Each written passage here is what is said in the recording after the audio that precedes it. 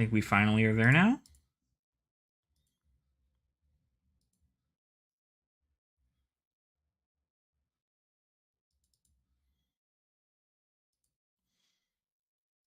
I don't know why my dashboard says that I'm not live.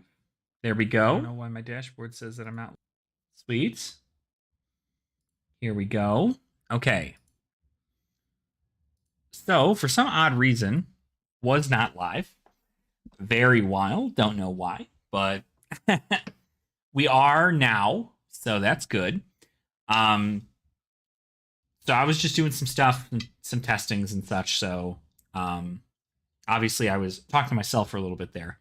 But before I go into the event here, I did want to kind of talk a little bit about chatters, right? If you guys are chatting, just realize that I do have subscriber only mode on currently. You only need to be subscribed for a minute in order for you to send a message.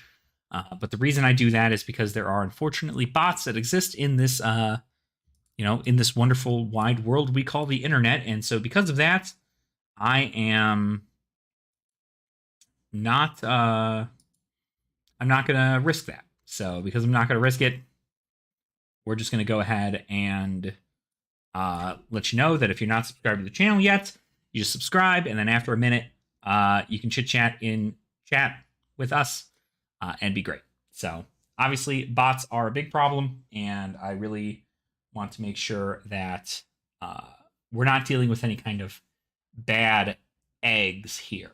So, but now that we're live and we're good, waiting on me. I had a second. The fun thing is, I actually had a second live stream set up and ready, and I set that one to go, but for some reason I hit the go live button and it started on a different live stream that wasn't the one that I was originally scheduled to be on, and so it didn't work. But here we are. We're live. Don't worry about it. We're good. So, but now that we're here, again, I did want to talk a little bit about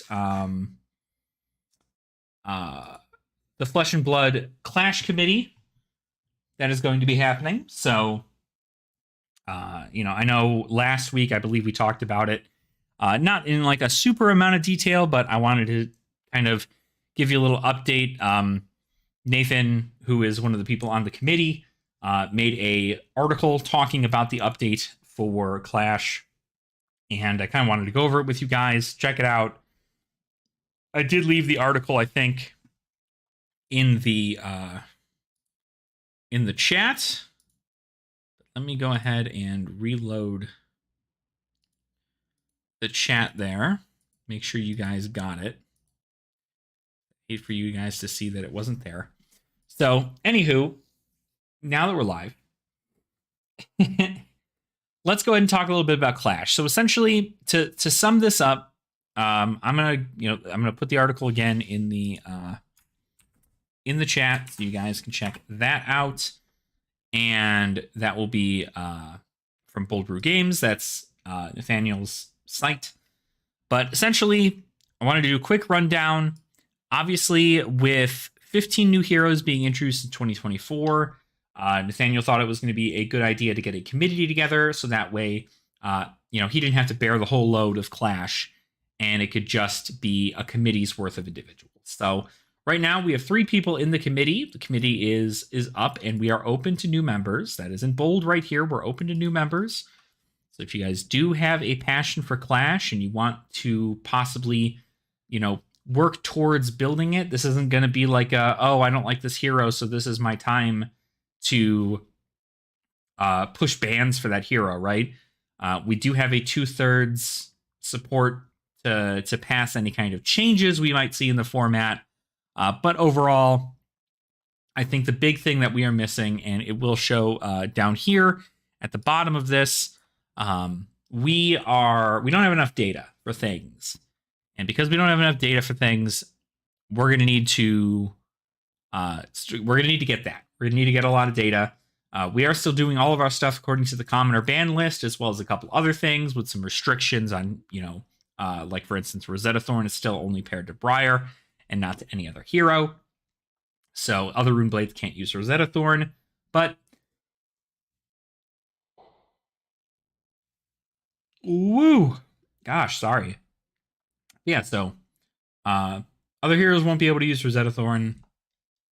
And then, of course, we don't have any affiliation with LSS, but we still want to make this as in line with LSS ban and restricteds. In most cases, obviously, in this recent ban list, we saw 2 bans in Commoner. We saw Stubbies and we saw Amulet of Ice get banned. But normally we don't see bans in Commoner. If those were the only bans we're probably going to see for like the next 2 years, I wouldn't doubt it. But they are, they are very powerful tools and 2 of the best heroes in the format. Amulet of Ice being for Icelander, more specifically, and Stubbies really more being for Chain and Fi. Both of those heroes can utilize a Stubby Hammer turn pretty well, especially Chain. I mean, in most cases, you can just block for 3 turns and then just crack Stubbies and come in with like 7 attacks, all at +1, sometimes even +2, for like Rift Binds, I believe, and Bounded Demigons, I believe. So it's very, very rough on those turns, and the aggro kind of like gets taken away with it. Some heroes have a better time against it, but in most cases, you're not really doing too much with it. So obviously, we're keeping aligned with that, but also to get us more information into a league, or more information based on like what the meta looks like as far as these go. Playing in a league right now is probably going to be one of the best things that we do. And as of this very moment, we are working on the details for a Clash League. We're trying to start it sometime in February after Heavy Hitters is dropped, and luckily Heavy Hitters hits early February, so people will be able to get their pre-release stuff and play in their pre-releases and so on and so forth, go to their LGS and play. And then with those cards, if you want to play any of those heroes, you can obviously go ahead and go to our Clash League, which we will be hosting online. The league, we are trying our best to do in-person webcam games.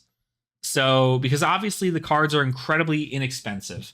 So, playing at a cheap level should be pretty good and easy for everybody, but we understand that the cost of a webcam, maybe even a computer with good internet that can handle something like that, is a little much for some people. If it comes to the point where you know that your internet and you don't have the capability or the room or the space to do anything like that, we have no problem making your game hosted on Talishar.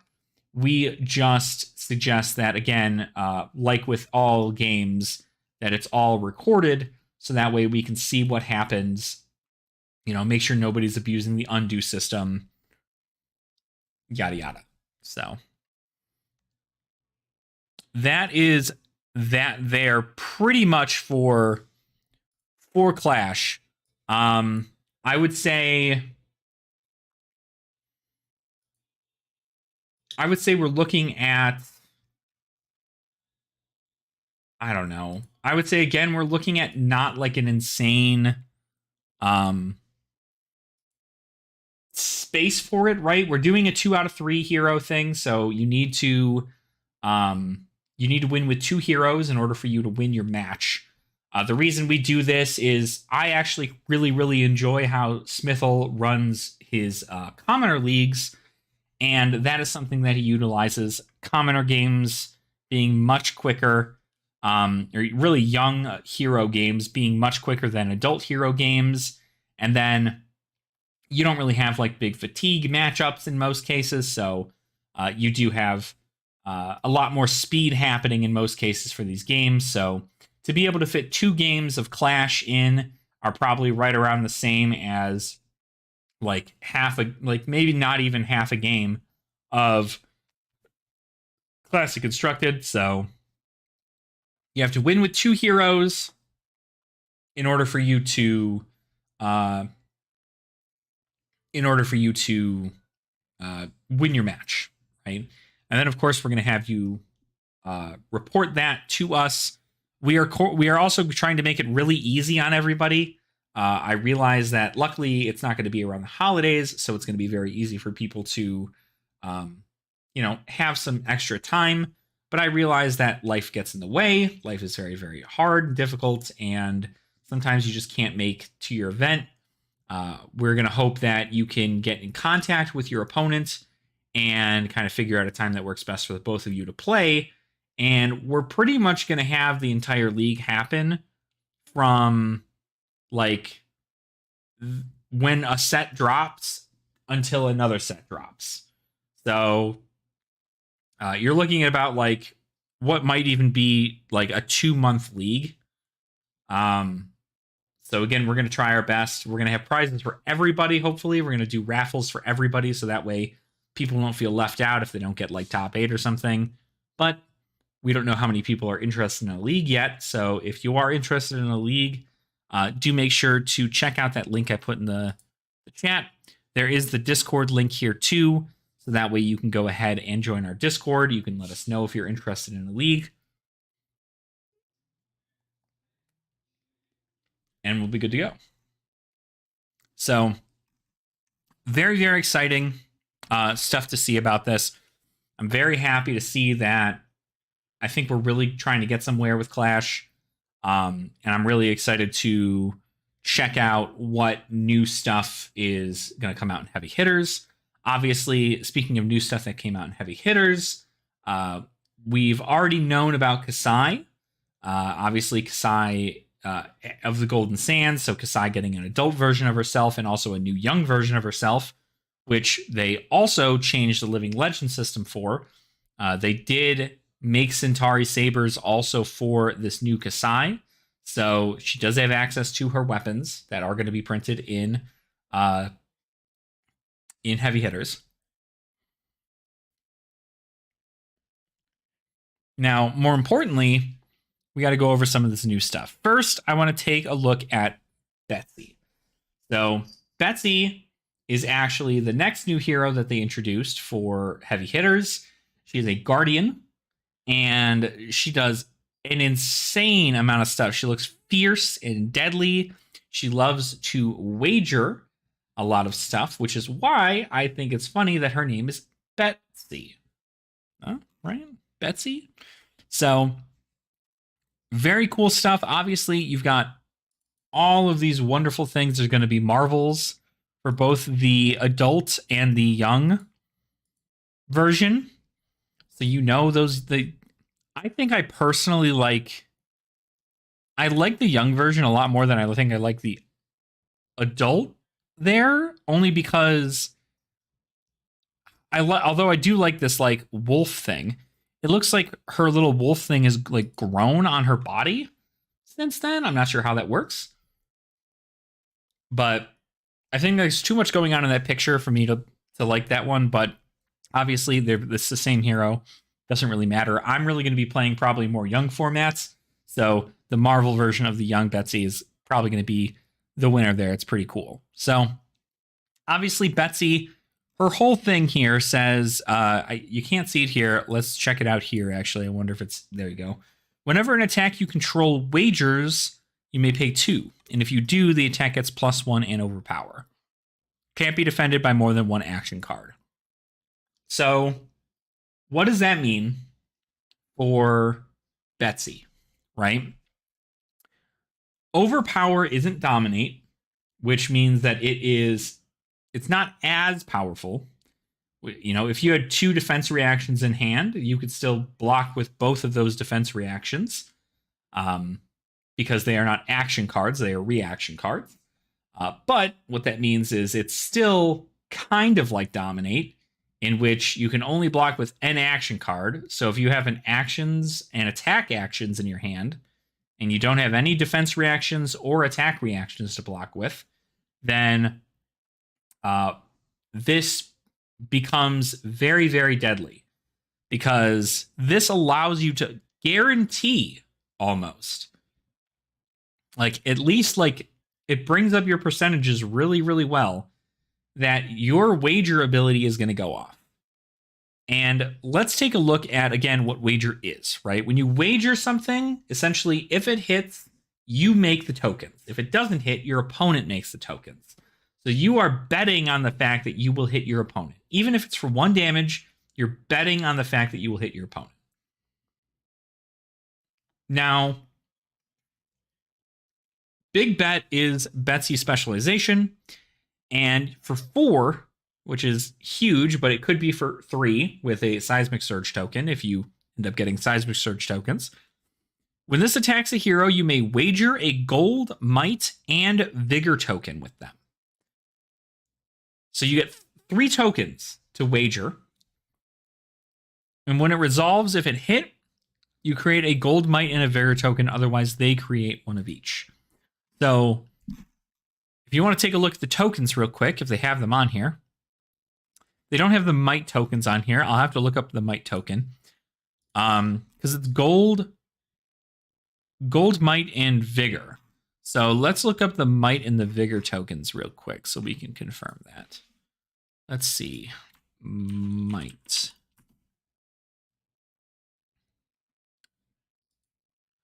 So might says at the start of your turn, destroy this, then your next attack gets +1.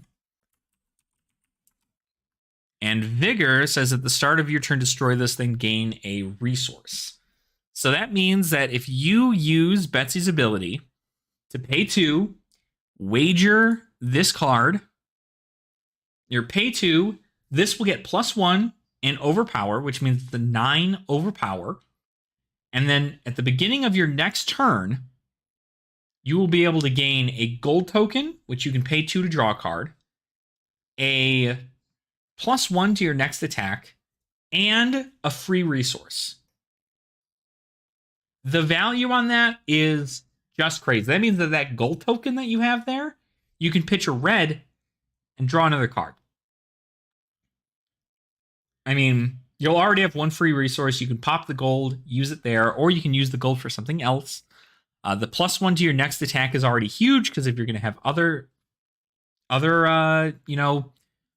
crazy wager abilities, it'll get another +1 on top of the +1 BETSY gives her. So, hey, Savannah, dude, happy holidays. Seriously, Savannah, I hope you're doing really, really well. I hope that everything is going super swell for you. Hopefully the holidays are keeping you nice and cool. Yeah, that's it. I mean, like, I'm just hoping that you're having a great time. Appreciate you popping in. I know, I always know I can count on you checking out the stuff from the sidelines. Now that the holiday season is almost over, I should have more pretty consistent content other than live streams. So, obviously you can keep a check out for that. I've been looking into some Pauper EDH.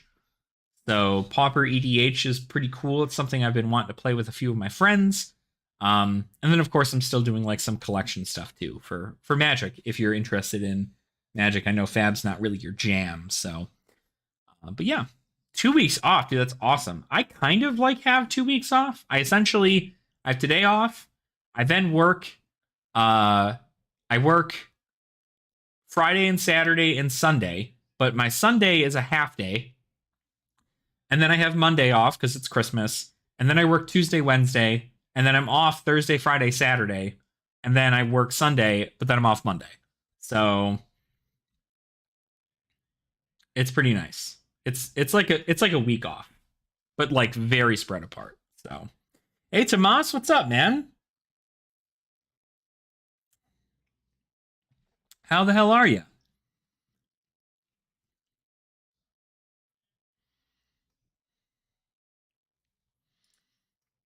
So I kind of wanted to take a look at BETSY from a Clash angle. Luckily, we got BETSY Specialization, which can be utilized in Clash. This card's going to be insane. I mean, value's going to be out the charts. I'm excited. This is the common Smashback Ailhorn. You can create a agility and a might token and then get go again. But that's for brutes, so not for BETSY. Pint of Strong and Stout. This is the BETSY one that you'd run.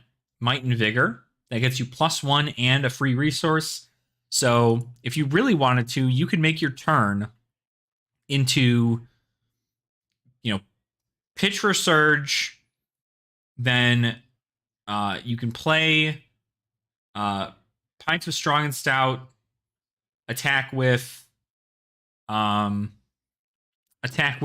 your club, right? And then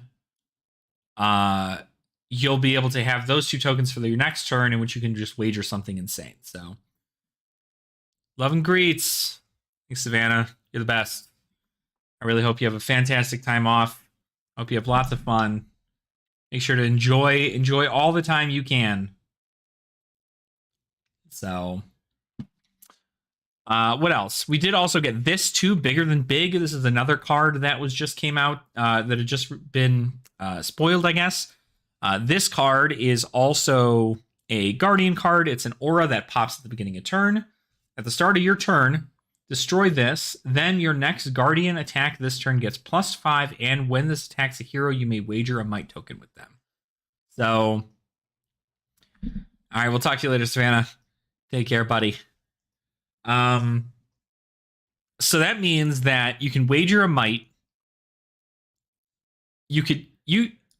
So a lot of what I see Betsy doing, especially with like how limited's looking and a lot of these other things, I expect a lot of a get a board state set up, and then when it's your turn again, everything at the beginning of your turn pops. You get like +2 to your next attack, a free resource, and a card. And then you just keep that going. If you can keep that tempo going, you'll be pretty set. So I like seeing that. What are some other Guardian ones that I think we have here? Brute Guardian, wage might. So when this attacks a hero, you may wager a might token with them. Again, this is 3 for 7. Pretty sick. So it looks like Guardians are about vigor and might. Warriors are about vigor and agility. And Brutes are about might and agility. Am I getting that right?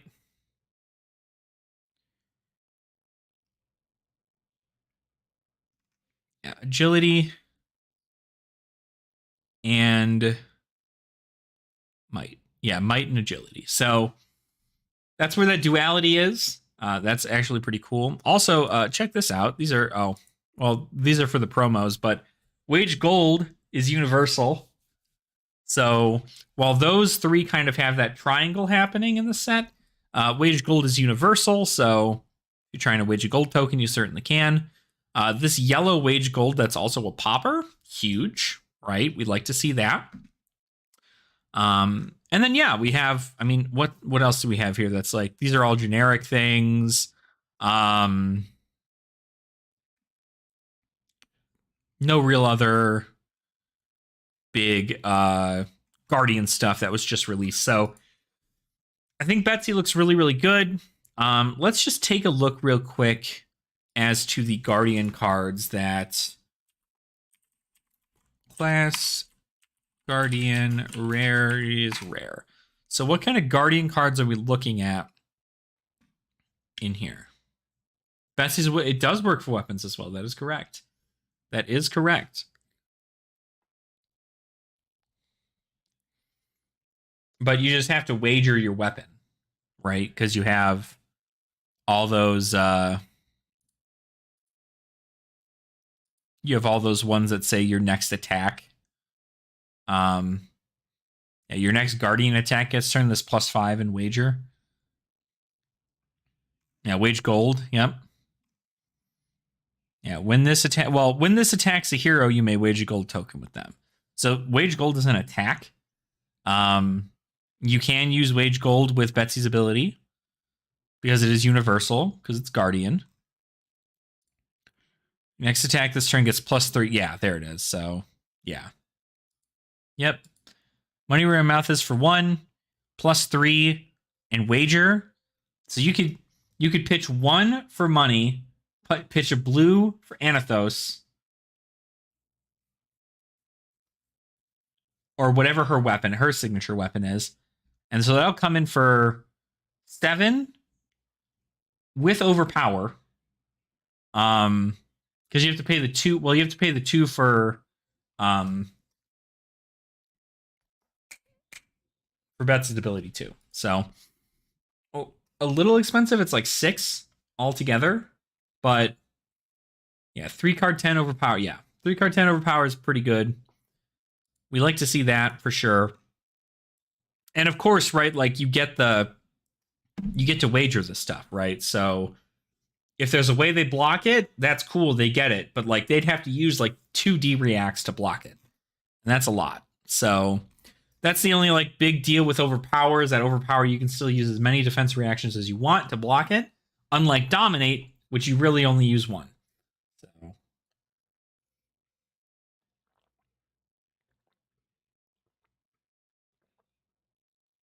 and then don't forget Oasis Respite is a card that exists. That's also huge. But I like seeing an aggro Guardian. I think that's really, really good. I like seeing aggro Guardian. All right. What other ones do we have here? Oh, Betsy for sure wants Thump. If you'd need to play Thump. That card's good. When Blessing of Deliverance enters the arena, if you have a card in your pitch zone that costs 3 or greater, draw a card. At the beginning of your action phase, destroy Blessing of Deliverance, then reveal the top 3 cards of your deck. Gain 1 life for each card with 3 cost or greater this way. This might not be terrible if you're trying to like gain life. Patience, start your turn, destroy Blessing of Patience, then target hero gains 3 life. Boulder Drop, these ones are from the Round the Table. So let's get crushed, deals 4 more damage to hero, put a card from their hand on top of their deck. Not bad. Colossal Baron, we got tower stuff. I don't think it'll get more than 13 power, but Red Boulder Drop would be sick. I don't think there is a Red Boulder Drop, though. But, I mean, this is a popper. Not bad. What's some other stuff here?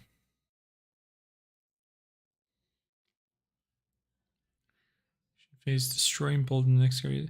This might be good. Bolden? I'm not entirely sure.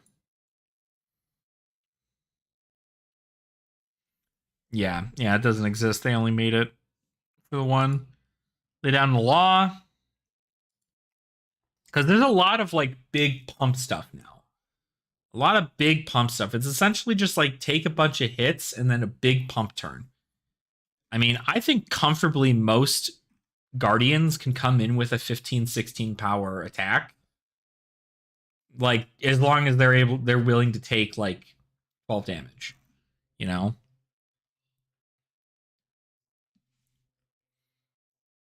Mm-hmm.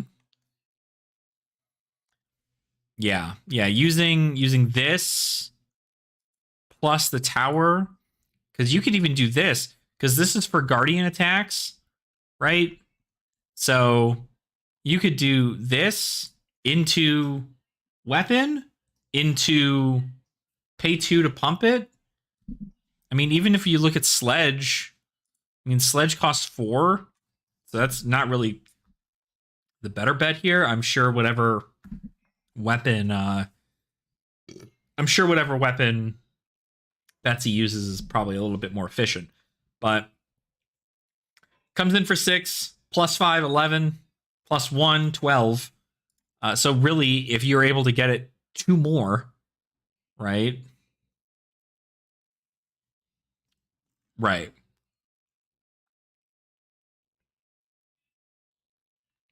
Like, that's a lot of damage.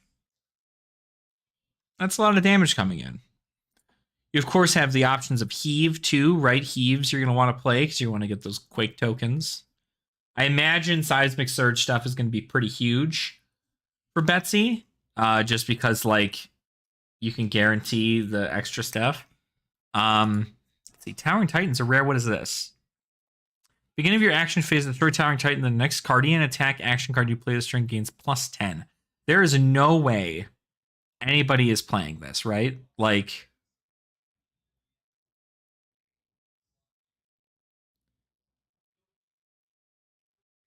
right? Like, there's no way, right? Play blues. Yeah, I mean, even +8 is insane. Like, could you imagine what is that? +5, +8. That's 13 plus like any other plus the actual damage of the weapon. Let's say it's like 6, right? That's 19 damage, but like an insane setup. You'd have to take a lot for that.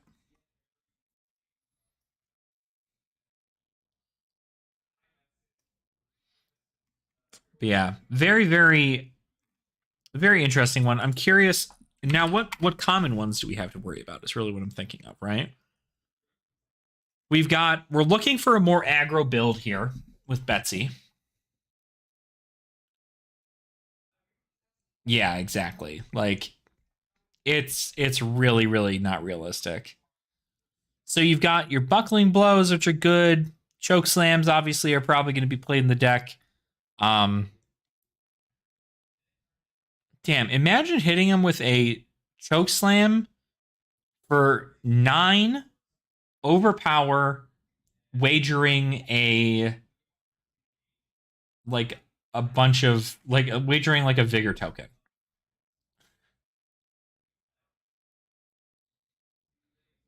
And then just being like, yeah, they attack action cards they control can't gain power during their next action phase. Huge. I think the card that obviously we're going to see a lot of still is Crush Confidence deals 4 more damage to a hero. They lose all card effects and activated abilities at the end of the turn.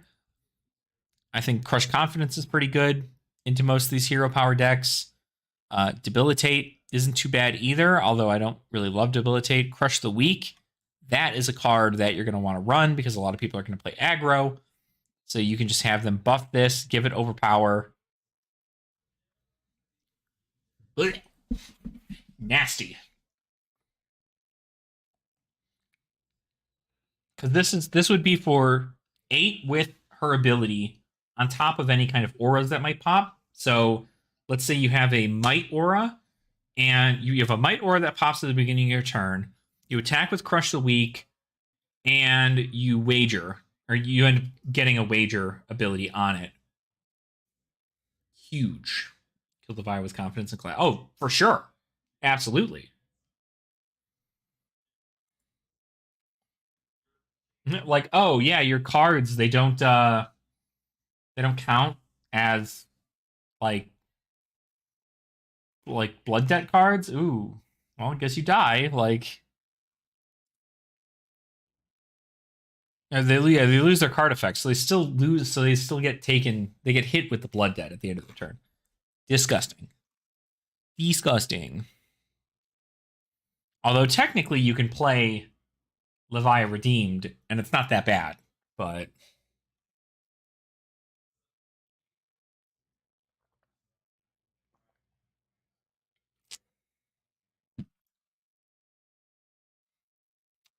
uh, this card's still freaking insane. Gross. We're not using any of the elemental ones. Yeah, still. Oh, absolutely, still silly. I mean, I don't think many people expect the Crush Confidence. This will hit pretty well. Nobody's playing Seismic Sir. I don't think anybody's playing Steadfast. Thump. This is a card that's going to go in. This is going in Betsy all day. I'm happy I have my copies. Pretty sure I have my copies. Um, this is huge though. Like, because you don't even need, like, not only are you giving it overpower, but then you're giving it dominate, and if it hits a hero, they discard a card. So it's pummel. Ugh. Yeah. God, it's pummel, it's dominate, and it's wager. So you're expecting an insane value. And like I was even just talking about Betsy's freaking specialization. So like Betsy's specialization is really, really good too. Because like you're already a 4 for 8. You get that reduced by a vigor counter or a seismic surge counter, let's say. So now this is only 3. You come in for 8, use Betsy's ability +1 for 9, and then on your next turn, you have a gold +1 to your next attack and a free resource. And you dealt like probably 6 to. It's like 3 to 6 damage. Like 4 to 6 damage. So, super good. Yeah, so as far as like a specialization is concerned, that's pretty good. I like that. I think Betsy's going to be very fun. Obviously, Guardians have always been very like. There is an aggro Bravo that exists, but it's not like the most craziest thing. For Warrior, oh, for sure. Absolutely. The Goblet of Blood Red Wine. Yeah, that's create an agility and vigor token. Huge.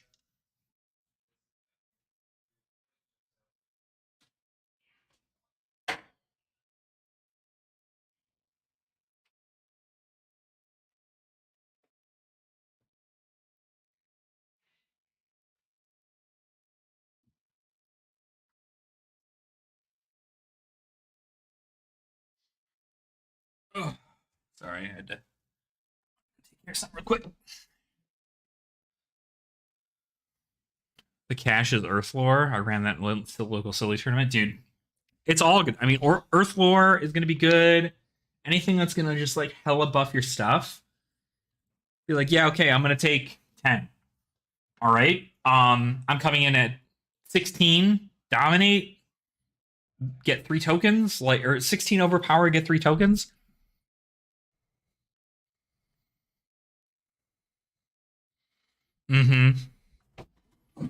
Oh, sorry, there's a table there. I did it so I didn't disturb you while you're on the phone. You can move it. Can you move it? Here. I got it. Hold on. I didn't think it was gonna be like. I was like, oh. You really made the barricade there. Well, because the door doesn't close, or not close, but like it doesn't like crack. It's just gonna stay open. So no, I understand. Sorry to interrupt. You're good. You're good.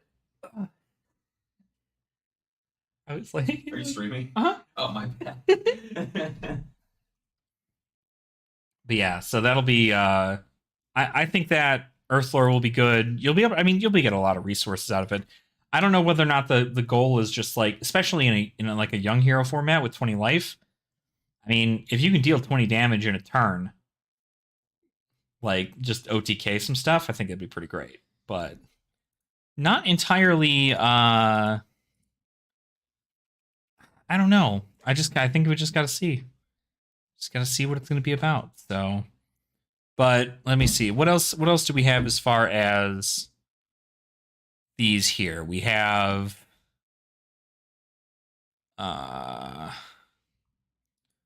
it looks like that's it. Looks like that's it right now. Polygon got theirs out. It doesn't look like there's anybody else as far as like learning when their stuff is. So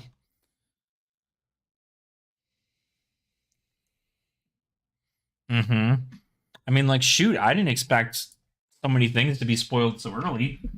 I mean, right now we only have, we only had a couple things. We had like all these other ones go through, and I don't know. It was just like I felt like it was crazy early, but like I didn't think that it was that bad. So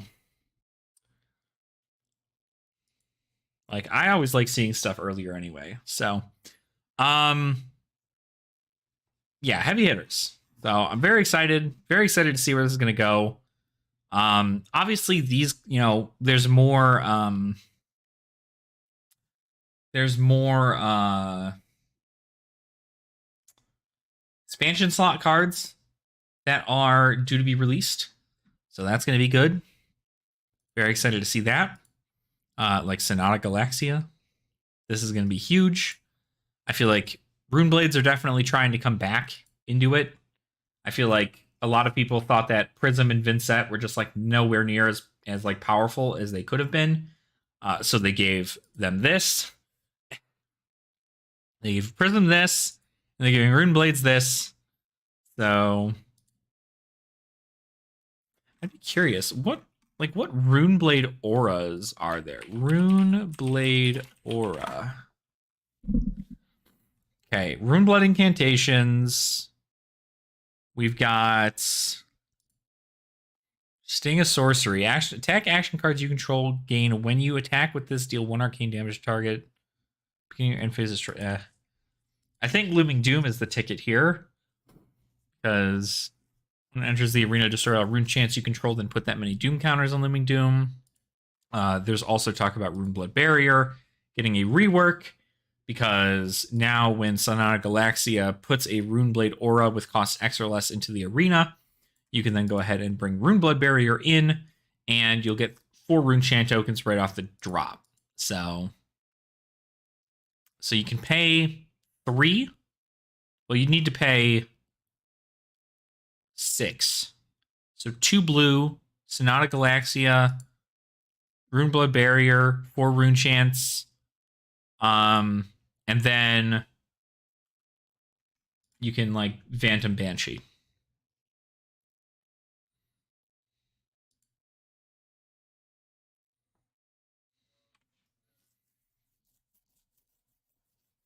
Oh yeah. Yeah, that's what I'm saying. Like I think it's really, really good for getting the stuff out of the what do you call it? The Banish Zone.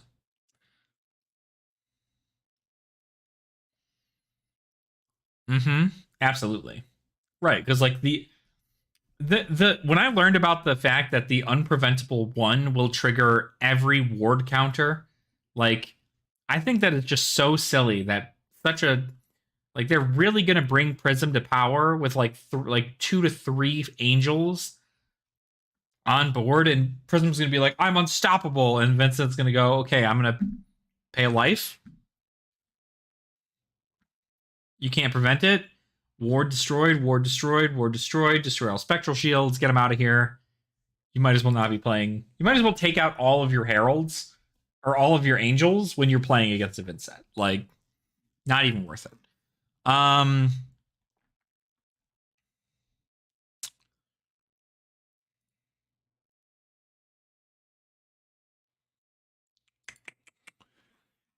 yeah, so I am very excited to see what's going to come of these decks. Like I think Kasai is going to be very interesting. Yeah, right. Literally, like it just doesn't make any sense. I think it's just so wild to me that such a powerful board can be swept away with the use of 1 life and an attack action. Like crazy.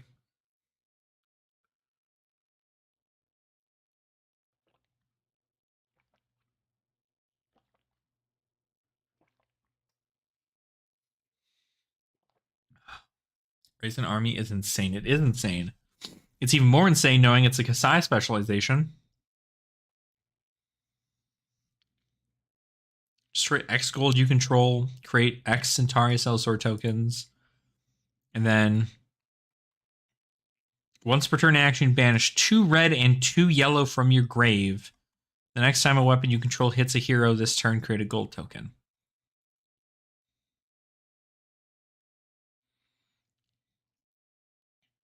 So you'd have to banish. Yeah, I mean that's pretty much the concept: is get gold, swing massive army.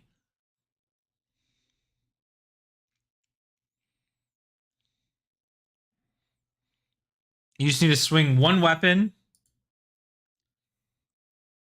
give it go again, and then just use a bunch of blues to come in with Sell sword for 3. Sell sword for 3. Sell sword for 3. Sell sword for 3. It will be better. I think it'll be better in CC.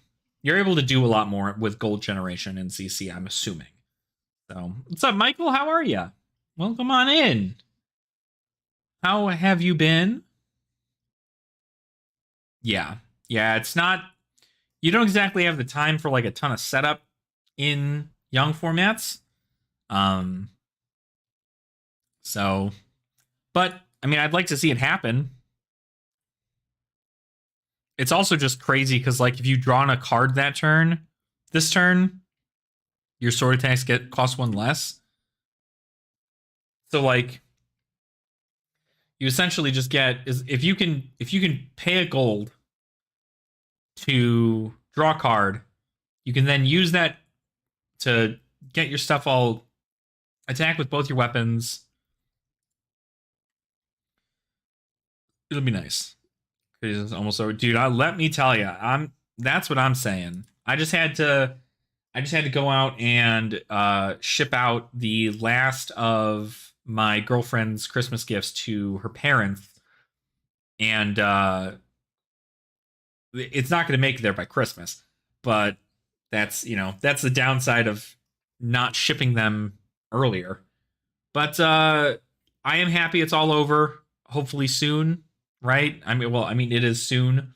My work schedule is going to get back to being a little bit more normal, which means that you guys are going to get a little bit more content. And that means I can talk a little bit more about all the things that I enjoy. So I'm very happy to get back into doing that. So it's going to be fun.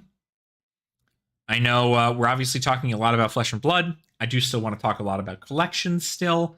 I feel like talking about collections at this time even in Magic the Gathering, it's very weird because a lot of people are probably just like, ooh, like I don't know, like I shouldn't be buying Magic the Gathering at this moment, but I think there are things you can buy as long as they hold that comfort level to you.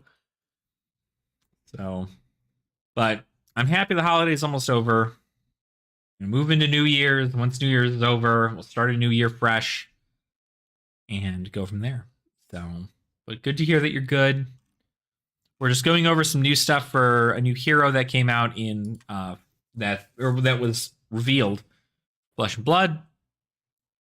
We talked a little bit about Clash too, about the format changes. But now I kind of want to go over some collection stuff. I need to do some checking for this. I have for those of you who do not know, I collect master sets to the best of my ability. It's usually the really expensive cards that I just can't get a hold of. And this time around, I did get a decent amount of stuff from. I got a new binder. And with this new binder, I now have access to the. Bring this down a little bit so you guys can see. So I have Outsiders in this. So Outsiders is the binder that we are looking at here. I wish I had a second camera that I can just like point towards this. Just kind of have it over and so you can see the bottom. But so I have Outsiders here. I am currently in the process of trying to get everything I need for it. I am very thankful that the Flesh and Blood sets seem to be pretty small. Simply because this is a 480 count binder, and I am able to put everything in here. What I want to do, actually, I know I have a bunch of these cards here. I am going to real quick go over my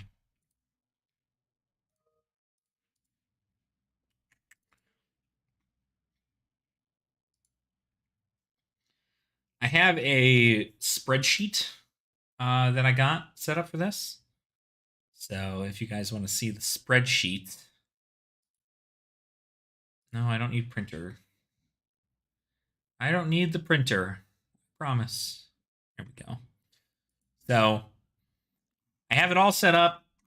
Pretty excited about this. It's not like the most beautiful looking spreadsheet because I don't really care too much, but so I don't know what this whole thing is. But yeah, so I think what I'm going to do is I'm going to just kind of go over some of the stuff here, talk about this. Obviously, I want to get a little bit more Clash gameplay into, but I do want to kind of get some of this put away here. So that way I can know what cards are going where and how. So we've got these guys. We got this is for Nerve Scalpel. I think this is where this is all going now. So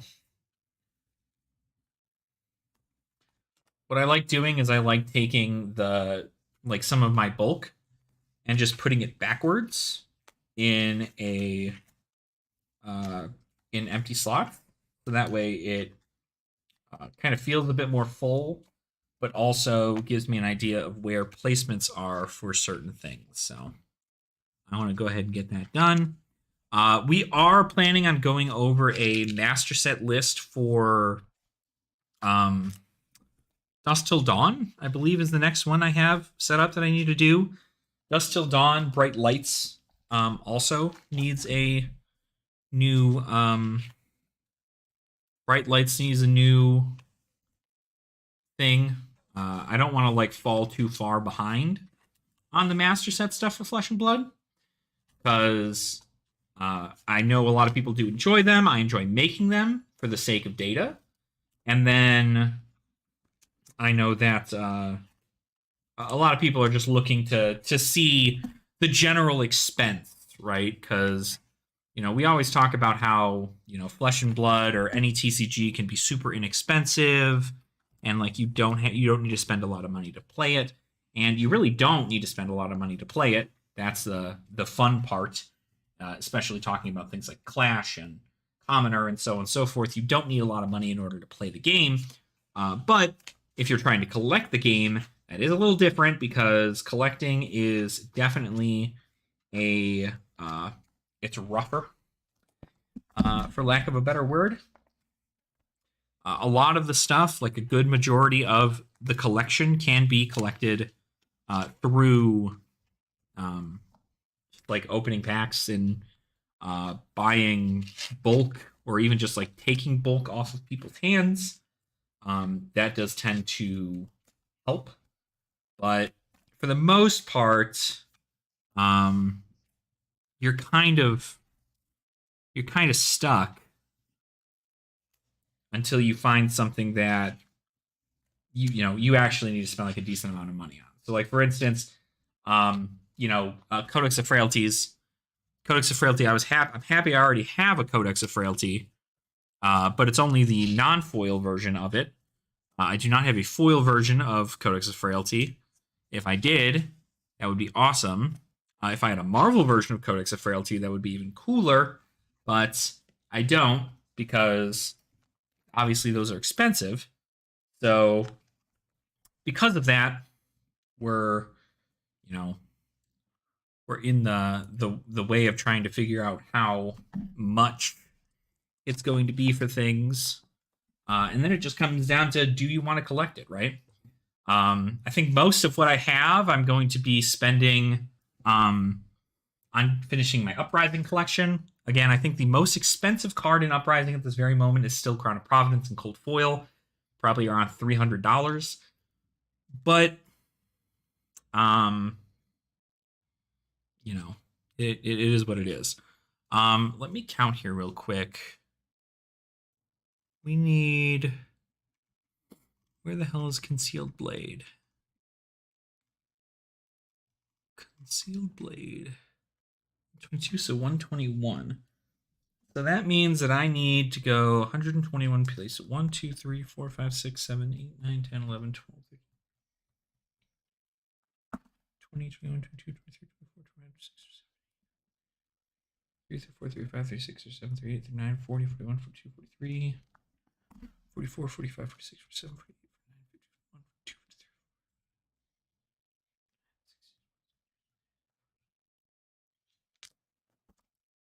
9, 70, 71, 72, 73, 74, 75, 76, 77, 78, 79, 80, 81,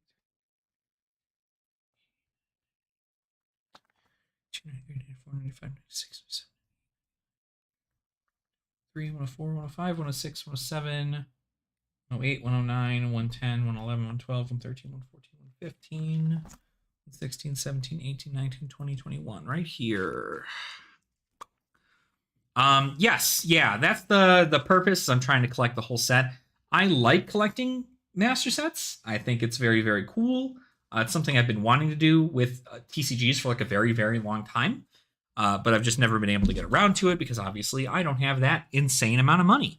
But I do plan to, it's usually around even times like this in the holidays in which, people are like, oh, well, what do you want for Christmas? Or what do you want for your birthday? And I'm like, well, like, I don't really need anything. Or I'd usually just be like, oh, I'll just take like money, right? That's always fine. And they're like, no, we need to get you something, like an actual like thing. And I'm like, oh, okay, well then if that's the case, you can buy me cards and I'll be happy with it. So that's where most of that comes from if they need to buy me a physical thing. I might even go about getting probably like a golden grail for me, which is a Marvel Tomotai. I might go about getting that and seeing just kind of what I can make happen with that. I need more of these. I'd be buying singles. I usually get packs just out of like for funsies, but I'm never buying boxes. Even though I should be buying boxes, I'd like to theoretically get like a case of something at one point, but that is just it's a means to an end, right? Something about Flesh and Blood that is very evident in pretty much all of its like openings, all of its sealed product openings, is the EVs on boxes are normally not like insanely good. And there's a YouTube channel called Master Set Madness where he tries to open up every single card in a Flesh and Blood set through opening packs. And he just sits there and he cracks packs all the time. And I admire his dedication, but the amount of money that he had spent on boxes is way too much compared to the amount that an actual like way too much compared to what the actual master set costs. And luckily, I mean, the individual also has a store available that you can buy things on, so that is super good. Being able to kind of take the extras that you get and resell them for other things. Yeah. Yeah, it's a lot of time, a lot of money, a lot of like just trial and error. I mean, that's pretty much the most of it, right? So I would say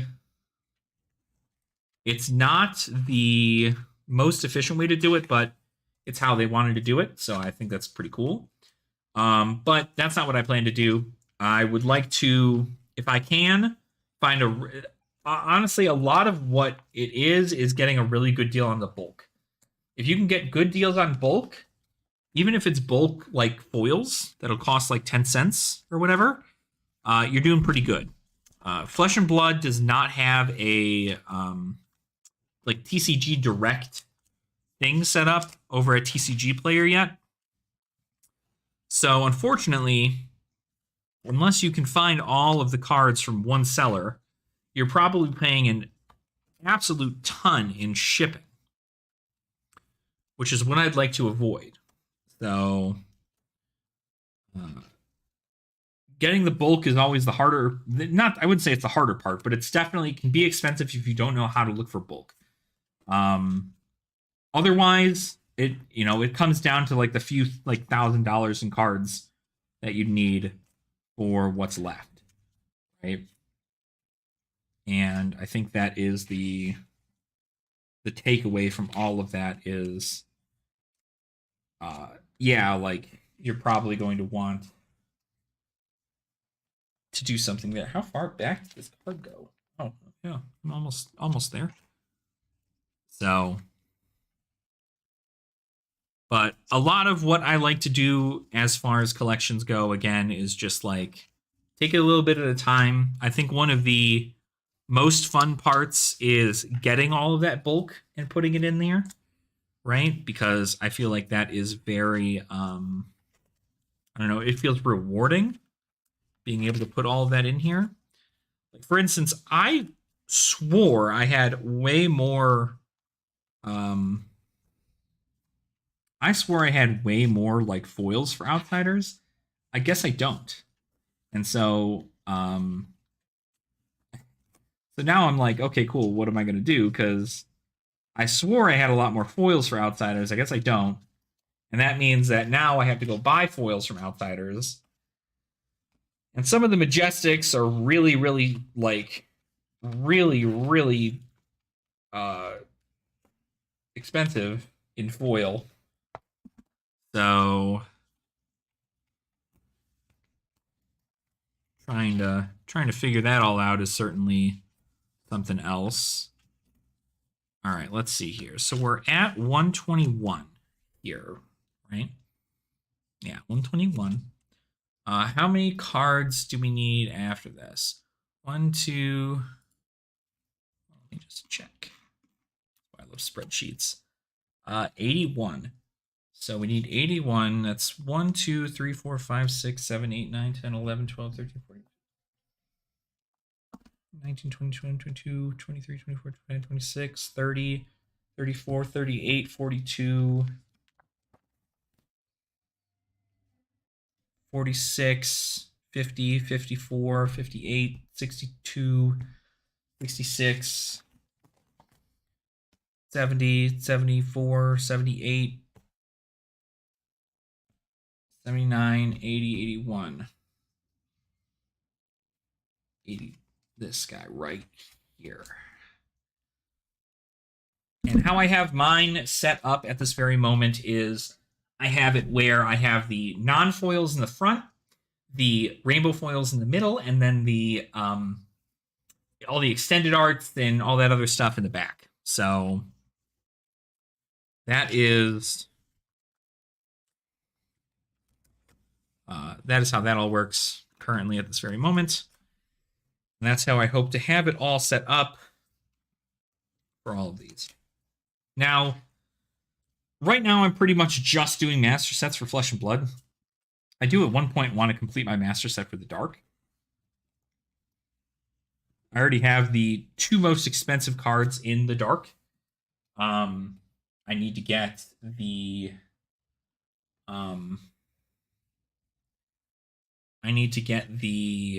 what do you call it? Shoot. I need to get Blood Moon. Blood Moon I need to get. I need to get what else? Preacher. That's another one. Preacher will be good. And then pretty much everything after that I think is like pretty chill, I want to say. And then I'll have my full set of the Dark. But the Dark is on hold. Like I said, I like Magic the Gathering a lot, and I still want to do a lot of like master set collections for Magic the Gathering. But I am not at all I'm not at all planning on doing anything recent just because it just doesn't make sense for me to do it.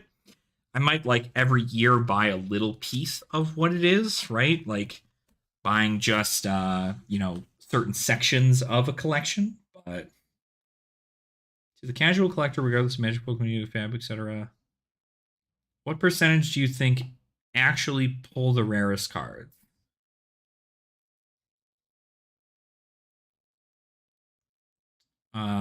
If they buy a few packs all the time here and there, there's a chance someone could have tons of cards, but nothing that great of value.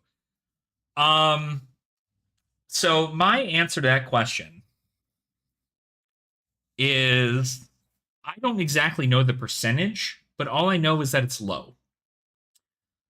Because let's be honest, right? On the pack, it tells you how like what your rates are for that, right?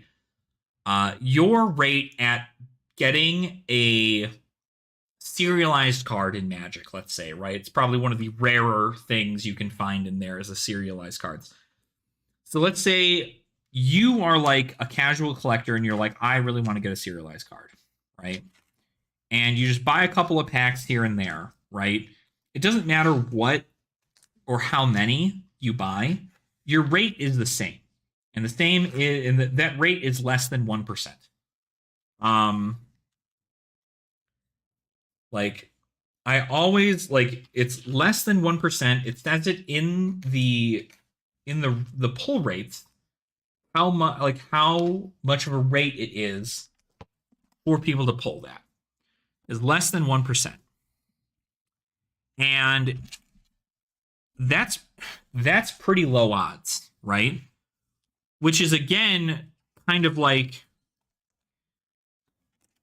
when you're opening packs, you're either opening them for the purpose of selling, right? Or you're opening them because you want that dopamine hit. And so in most cases, if you're buying like 3 packs or something, you'll get, you might get something, but will it be the rarest card? Who knows, right? I mean, take a look at the guy who got the One Ring. At One Ring. He was just a dude, just like us. Like it wasn't some investor, it wasn't some person who was, buying up the entire stock of every LGS's like boxes.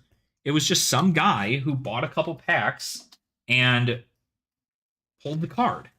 And I think that says a lot in regards to the chances you have. It doesn't matter how many boxes you open, you have the same chance as, Fred over there who can open 1 pack and get the rarest card in the set. So it's all perspective, really, in regards to it. But at the end of the day, it's really gambling, right? It's just gambling. So, and we all know it's gambling. I think everybody knows it's gambling. But that doesn't mean that it doesn't feel good. And because it feels good, that's why we keep doing it. That's why we keep putting our money in towards this, is because when we are gambling, we're like, heck yeah, like, I really want that thing.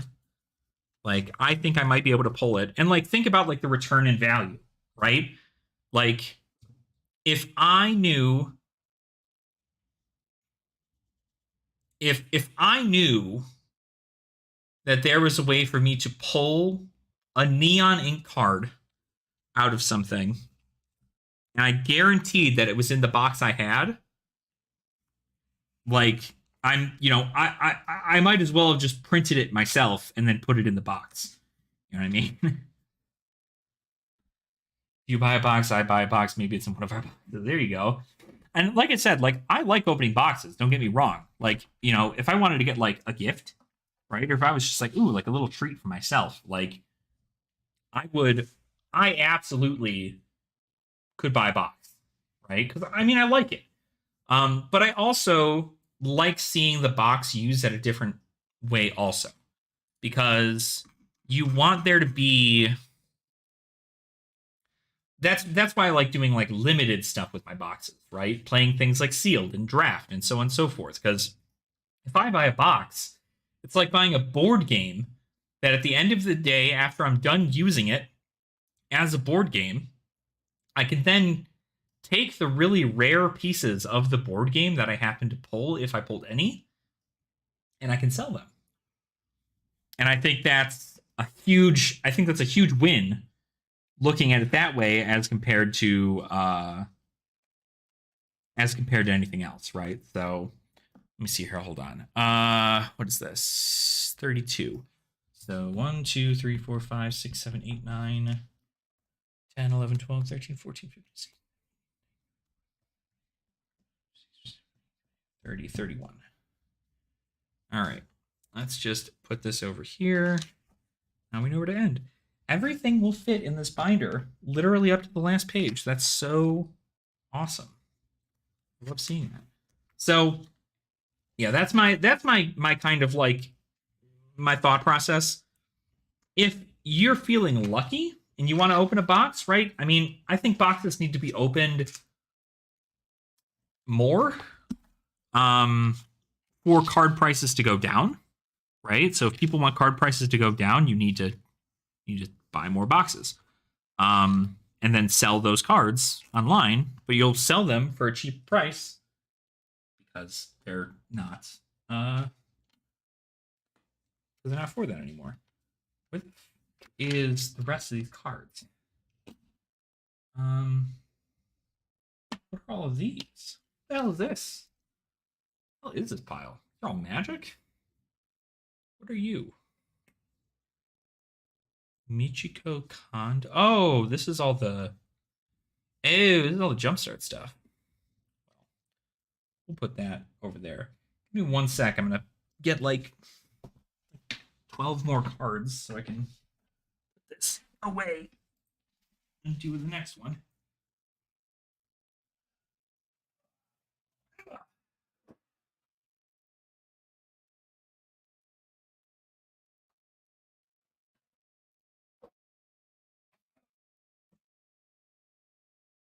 Another stack. Another stack. So yeah, so that's my whole like 2 cents essentially on the matter. Is if you want to open packs because you're feeling lucky, good. Right? I mean, enjoy how you spend your money, because like, you know, one day you're gonna die. But until that point comes, I think you should spend your money more wisely, so that way you can, you know, you can do something with that money, and then buying cards when you need to buy a single doesn't sound so bad.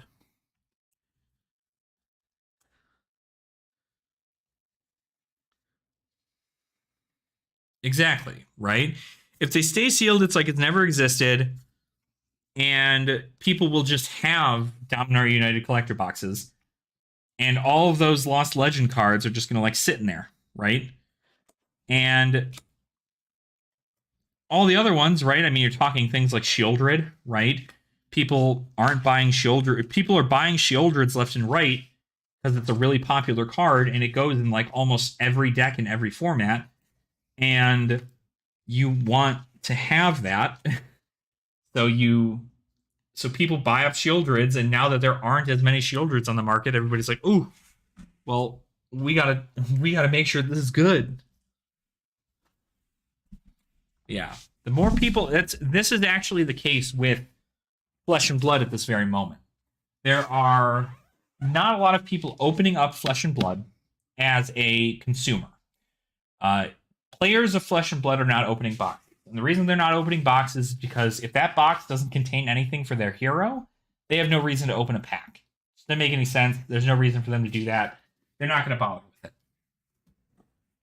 But if it does have something for their hero, instead of opening they may open a box, but if they don't open any boxes, they just wait until somebody else opens them through an LGS.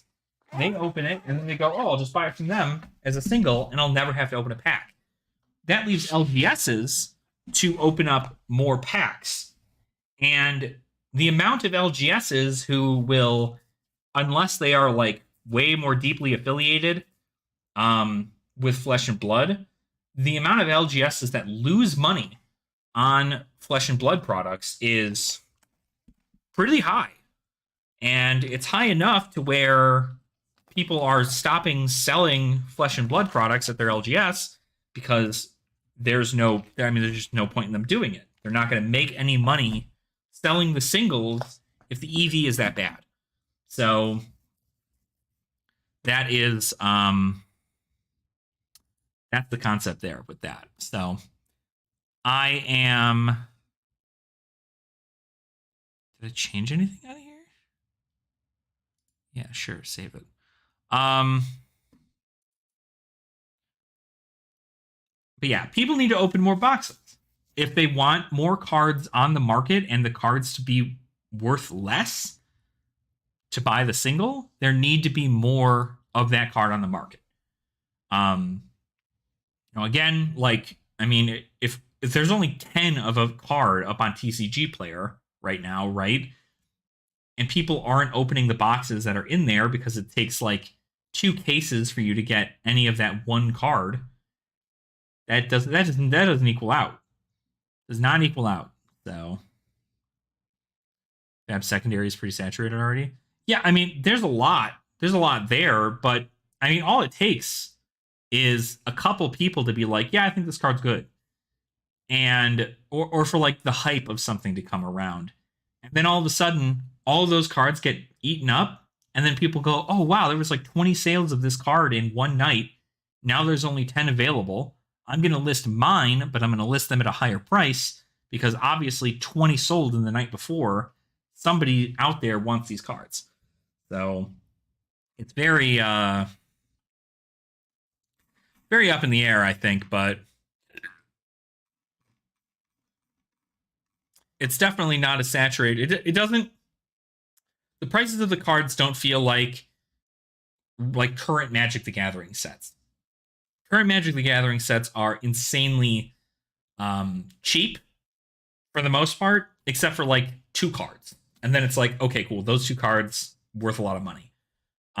Flesh and Blood, there's not as many people opening it because there's not as many people opening it, especially LGSs. There's not enough LGSs opening it. Nobody is buying it as fast, or they're not finding it as fast to list it on the market. But to be fair, I'm only really looking through like TCG Player. I haven't checked a lot of like eBay prices. I haven't done card market prices or card trader prices. So not entirely sure how it's looking like in the rest of the world, but 168, so 167. Ugh, excuse me. All right, we're on to our next one.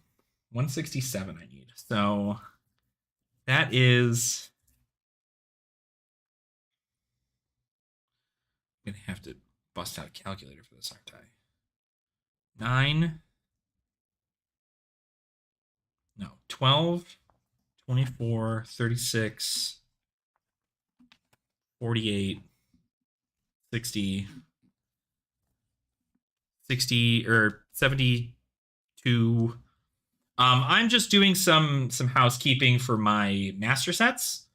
I currently just did some housekeeping for the master set of Outsiders that I have. I'm now doing a master set thing for Dusk Till Dawn. And then once I get more binders, I will be looking into doing master sets for Bright Lights and Dynasty as well. And then I'm pretty much starting with like the 2.0 stuff and then moving on forward from there. So, let me see here. I'm going to bust out a calculator. I want to make sure I can do this right. So don't laugh at me for not knowing math. I'm dumb. 11 plus 12. 12.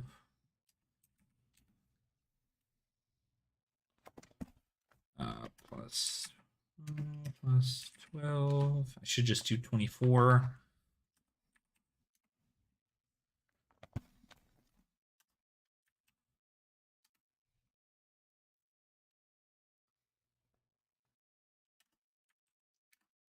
143. We're looking for 168. So plus 12, 55, 56, 57, 58, 59, 60, 61, 62, 63, 64, 65, 66, 67. I think it's really right here. So that's awesome. That means that the unfoils will go that way. Okay.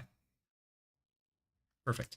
So yeah, we're just doing some quick things. I'm essentially filling up all of the empty slots in my binders for the cards that I'm missing with backwards Flesh and Blood cards. So that way I can kind of have placeholders for them. It's all just bulk stuff, so not like it's anything that's absolutely insane. Just kind of working on that stuff. But we're just having some market discussion. We were talking about the Clash format just earlier. I am a part of the Clash committee for Flesh and Blood, so that's very exciting. I'm happy to see some new faces join Clash and some people getting some actual like super genuine interest in the game through there. I do believe Clash is probably like the best format that you can learn Flesh and Blood in, I would say, because it really does give you a better idea at how your hero is played. And it's still very budget friendly, so I like that. Then of course we chit-chatted a little bit about BETSY. Not sure if you saw BETSY Nightflux, but BETSY is the new hero. Very hyped about BETSY. BETSY seems pretty cool. Definitely seems like the more I don't know, like a more, what do you call it?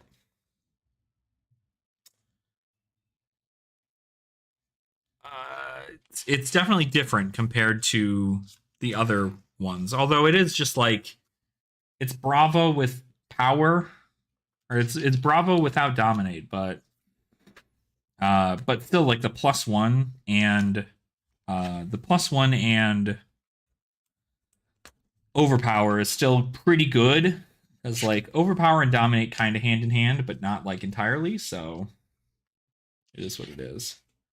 Forward to playing her Blitzer UPF. Her Marvel, dude, her Marvel does look really, really good. I'm excited to collect some Marvels too.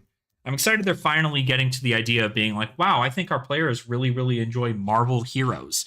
Maybe we should like put those in our sets forever.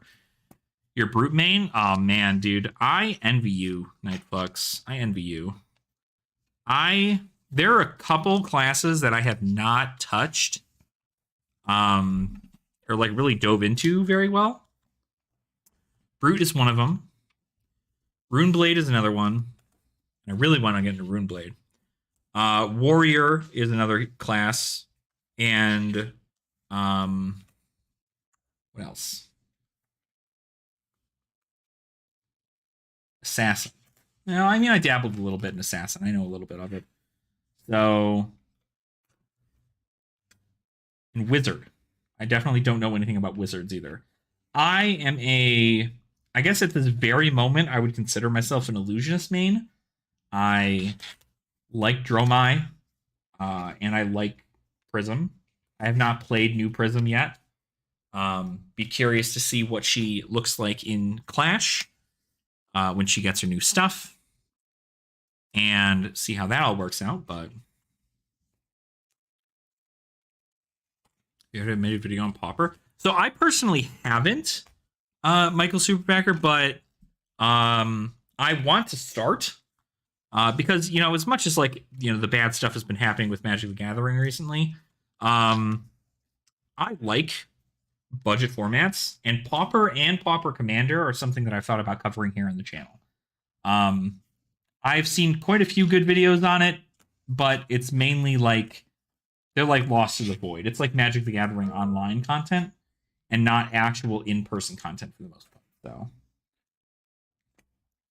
haven't played in a year. What's Clash? Oh, Sir Lionheart. Well, I'll gladly tell you. It is the real Michael Superbacker. He likes to hang out over here too, because we're cool. But Clash is a unofficial format for Flesh and Blood, where it's kind of like Commoner Plus. You get to have rare and common cards in your main deck.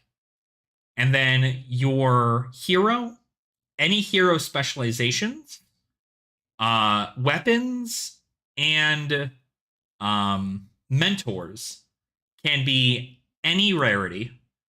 And then your armor can be rare or below. So your armor in your main deck are rare or below. Uh, Rare or below. What do you call it?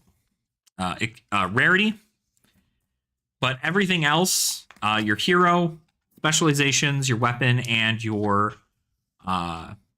mentor can all be any rarity. So it's kind of a way for you to, like, on a budget, learn how the hero plays and see whether or not it's something you like. So, seen Michael comments on Rudy's channel the other day. I loved that you got to meet Charlie. Oh, I don't know anything about all that. I don't read too many comments on other people's videos though. So, gotta be honest. Let's see. All right, I think we're almost towards the end here with the foils. Overnight, so it's hard to go out and play. Dude, I don't blame you, man. I have recently been working. I work days, but my days start at 6:30 in the morning and they end at 5 p.m. And recently, through peak season, I have been working. I've been working 6 days a week, so 60 hours a week, 10-hour shifts, 6 of them, since like the end of October. And I don't have time for anything. I barely had time to eat or think, right? Thursdays are like my one day off, and so because they're my one day off, I've been wanting to at least do something for my community here and, you know, stream for you guys while we kind of just sit and talk and chat and so on and so forth. You don't like Talent Show, so it sucks. Well, okay, that's fair. I actually, we're gonna do a Clash league at some point. And the Clash League is going to be webcam. I'm also fine. I think our Clash Discord has like rooms where you can play Clash on webcam if need be.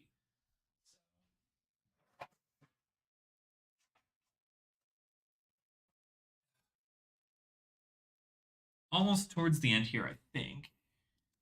Reaching towards the end. I'm okay with Talishar, but I agree with you. I think I personally would rather play in person, or at least through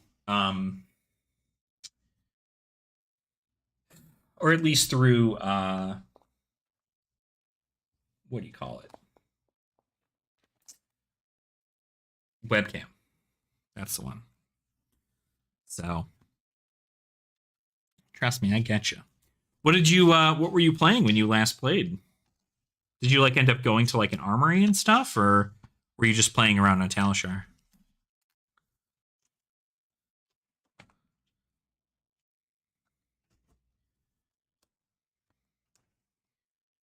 I'm excited to get a lot more of these holes filled in this. I need to finish Uprising first, though. Everybody, do not let me buy anything for any of these other master sets until I finish Uprising. Uprising needs to be completed first. I need to get that done first. If I don't, I'm gonna be sad.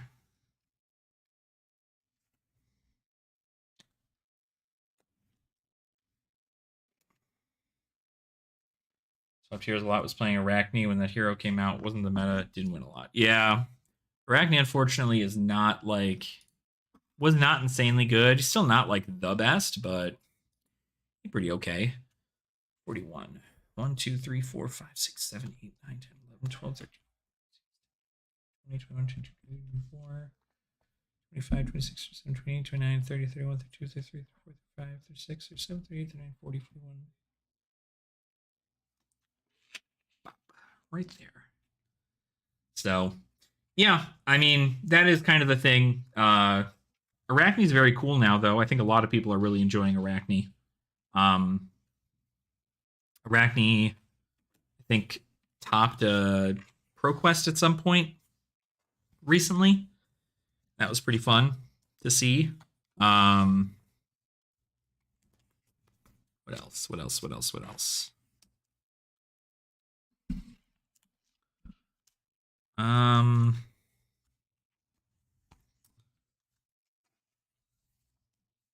but yeah, that's always fun. So Arachne is pretty cool in Clash, I gotta say. Now that he's got new a new specialization that isn't just regicide. That's really, really, really awesome. Happy to always happy to see that. Yeah, Michael, I gotta say, I love Pauper. I think Pauper's really, really cool. Um, so I want to make some videos on Pauper, but I either need people to play with in person or I need people to play with online that isn't Magic the Gathering online. I'd rather like own the cards. Even though they're just I could proxy an entire deck probably, but I mean cards are cheap outside of like, Lotus Petal. I think it's probably like the most expensive card in Pauper is Lotus Petal, maybe a couple others. Yep, they do. Yeah, they do exist. There are precons for Flesh and Blood decks. They're just like I don't know. They're good for people learning, but they're not. It's not like oh, I can buy this. You know how like with Magic, you can like buy a Flesh and Blood, or you can buy like a Magic the Gathering Challenger deck, and then go to your LGS and play with a Challenger deck and feel like you can kind of do okay. You can't do that with these decks because for one, they're for Blitz, and most of the time, a LGS will run class constructed events, which is a little. They're the adult hero versions of them, but a lot of the cards in the pre-constructed decks are really just good for going against other pre-constructed decks in the same one. So, like if you buy like a deck from Outsiders, right? So if you buy a Arachne Solitary Confinement pre-constructed deck from Outsiders, you could pit that deck up against like a Riptide from Outsiders pre-constructed deck, and like you'll have a pretty good little like battle against one another. But at the end of the day, those decks are gonna need to be upgraded. What I hope to have happen at some point, with the amount of cards I have, the amount that I want to push Clash to people, I at some point would like to be able to just have a shop where people can buy the decks that I make. Um, I'll essentially make a Clash deck for people and then be able to ship that out to them um, and get them something like that. So that way they have the ability to buy the deck um, directly from me as opposed to having to go and find like a blitz deck and upgrade it. Yeah. Yeah, I'd like it a lot. I think it'd be very, very beneficial to be able to push the format to everybody. And the decks cost like $10 or something to make. So all right. So I'm very done with all that now. Those are done. And I'm still missing only a few things for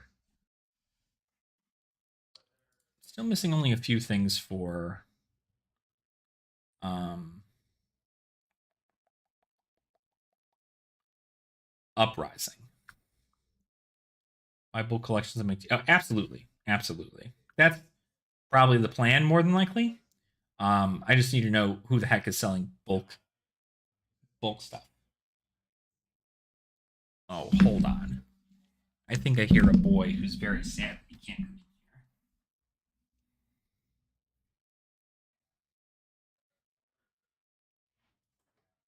Buffers. You want to come in here? You want to come in here, Bubba?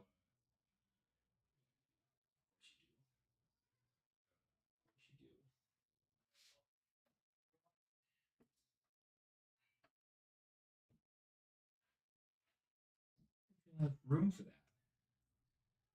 Yeah.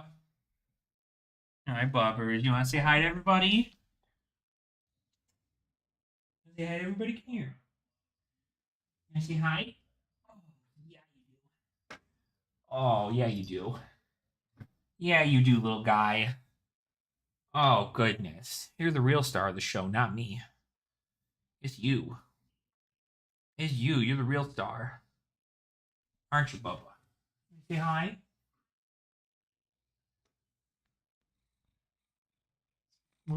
ASMR.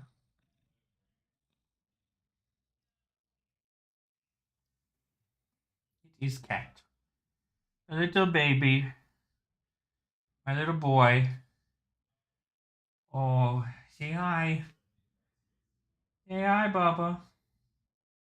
You gotta say hi. Look right here. Look right here. Okay, hi. Yeah. You silly boy. He loves attention, so he gotta get it. Gotta get attention, otherwise he'll cry about it. Isn't that right? Isn't that right, Bubba? Yeah, it is. But yeah, I have what is it? 27 cards left to get for Uprising. And the 27 cards that I need cost $1,500. So very expensive still, but I'm excited for it. Let's see.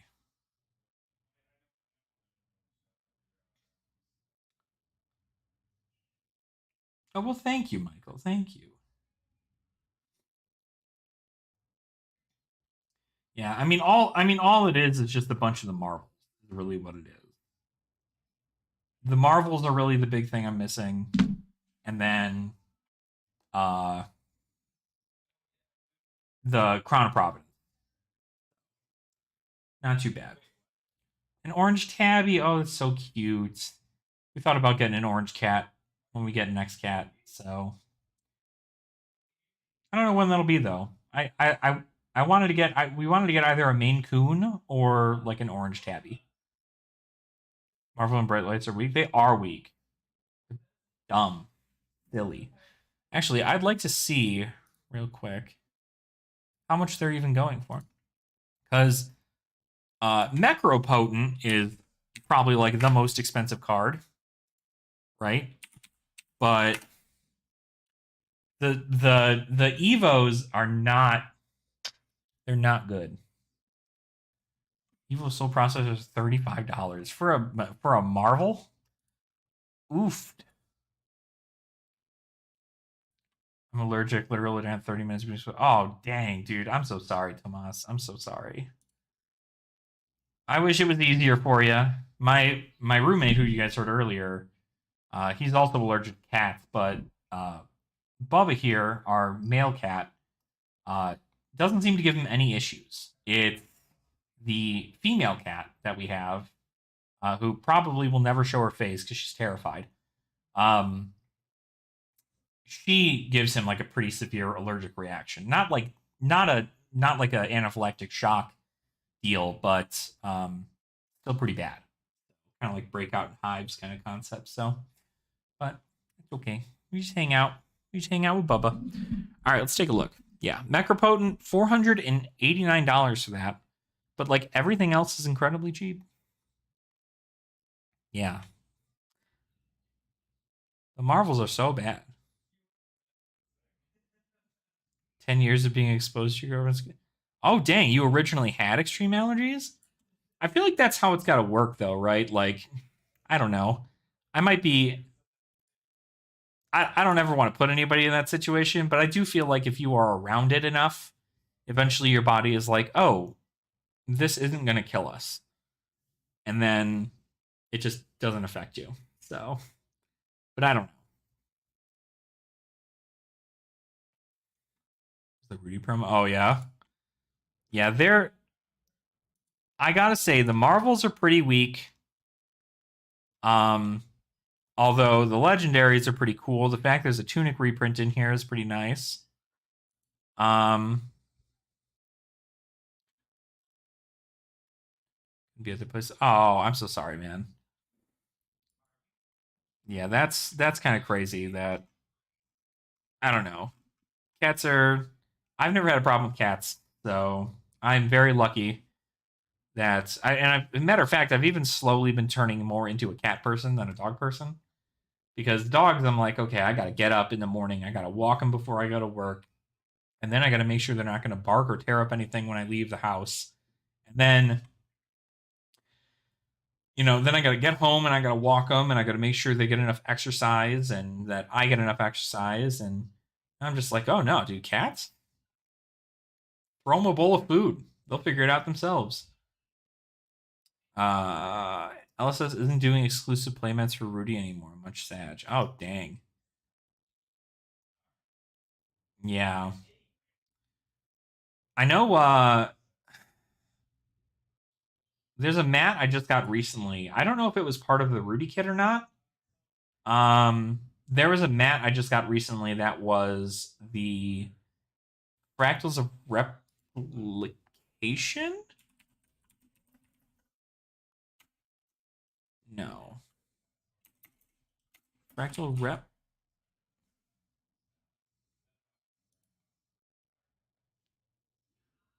Yeah, this one. I got this one. This is part of the Alpha Investments one. I got this at the Coaxing. This playmat. Very cool. Mm-hmm. Yeah, I mean, I like the different ones. I just found out today that people are selling their Wreck Havoc playmats that you got from like the Calling Indianapolis from like way ago. Um, people are selling that playmat for like $130. I'm like, what? Like, I have probably like $500 in playmats alone, and I only have like five, maybe six like official playmats. So pretty crazy. Pretty crazy stuff, gotta say. So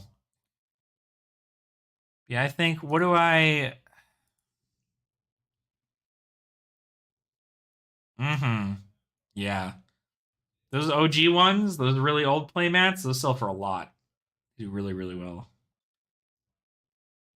This is these two cards probably going to be my downfall here. Invoke Tomultai and Crown of Providence in cold foil. But luckily, these guys have still stayed right around $20. Every one of these marvels is about $20. I think it's awesome. And then, of course, the Icelander Marvel that comes in here.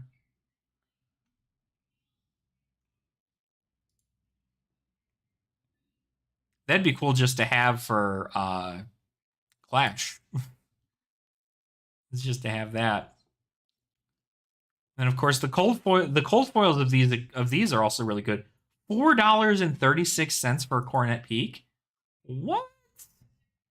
Yo, I need to buy that. $5 for Coronet Peak. Insane. That's one of the cards I'm missing. That's crazy. I need a Marvel Phoenix Flame, which is about $15. I need all of the Marvel dragons outside of Necria, uh, Vincerikai, and Uvia. That's insane.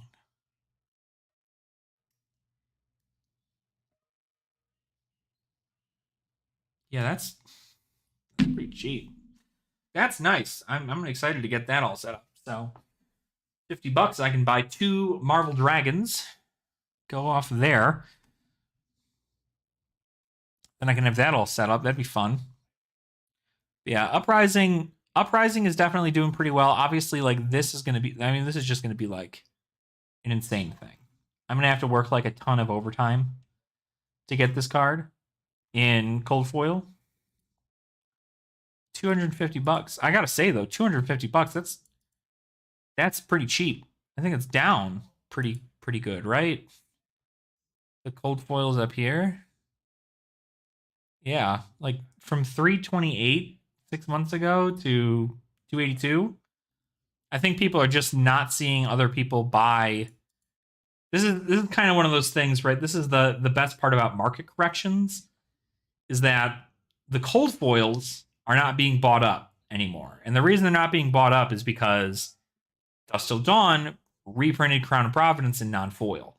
So now everybody who's a player, most of the casuals, are buying the non-foil version and not having to buy a cold foil or a rainbow foil. So now the prices of all of these have dipped. So saving for a crew first case. Ooh. Yeah, but what? What? What? What? You want love? Okay. Halfway there, shit out of my stomach. Dude, that's gonna be sick. A crew first case? That's worth. That's worth. Who's that? Crucible Whoa. Box case. First ed, about 2K. Yeah, 2.5. 2.5K almost. That's a good one. That's a good one to get.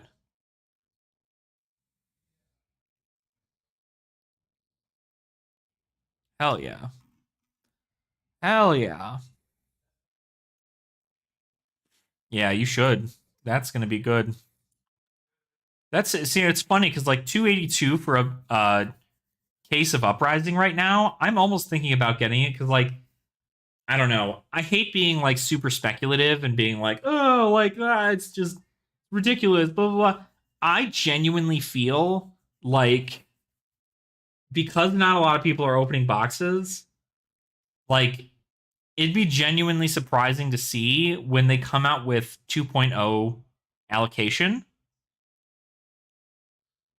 because if they come out with allocation for Uprising and it ends up being like less than the unlimited versions of like Tales of Aria, because obviously they're trying to keep it rare while also not flooding the market. So I'd be curious to see how many they have in circulation. And if it comes out that there's like less than unlimited Tales of Aria, this is going to go up in price. Maybe not by like a lot, but I mean, it's got the Marvel Dragons in it. It's got a whole bunch of other stuff. For like 282, like that's at least 4 Marvels I'm getting out of that thing. At least. Because I'm pretty sure it's a Marvel a box. Oh. 1 cold foil per display. So technically it's a cold foil or it's a Marvel. I think every Uprising box I've ever opened though has had 2. Has had a cold foil card and a Marvel card. So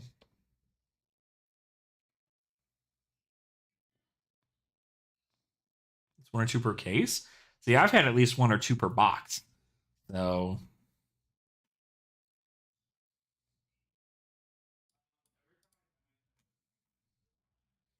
but $67, like that's pretty good.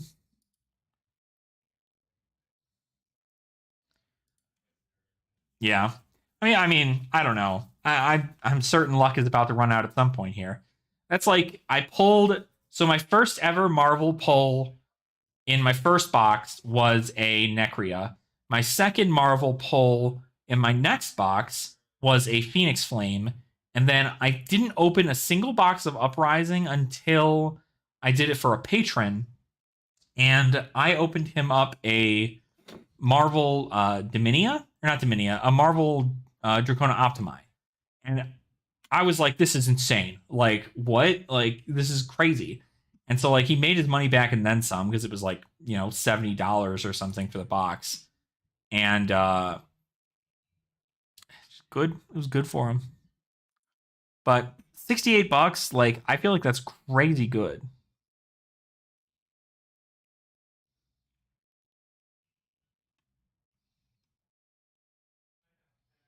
I had to get my sister who knew someone in Denmark buy the weapons for me and ship them to the US. Yeah, I wish. I wish I had any of those. I'd like at least a Yorick and a weapon. So yeah, the weapons are a lot more now.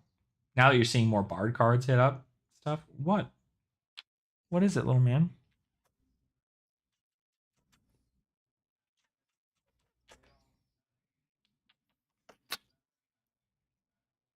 What?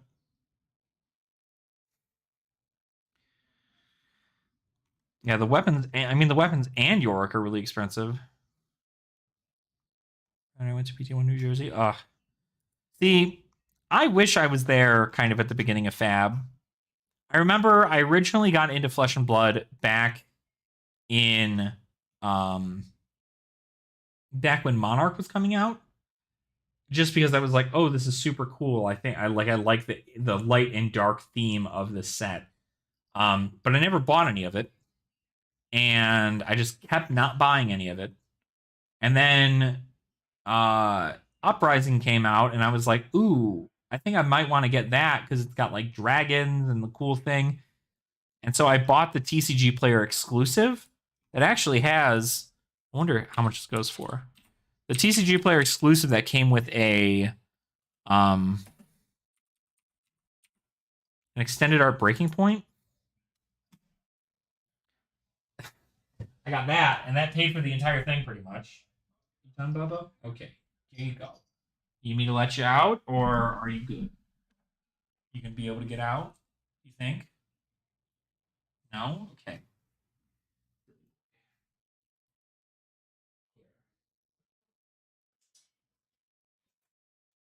Bubba.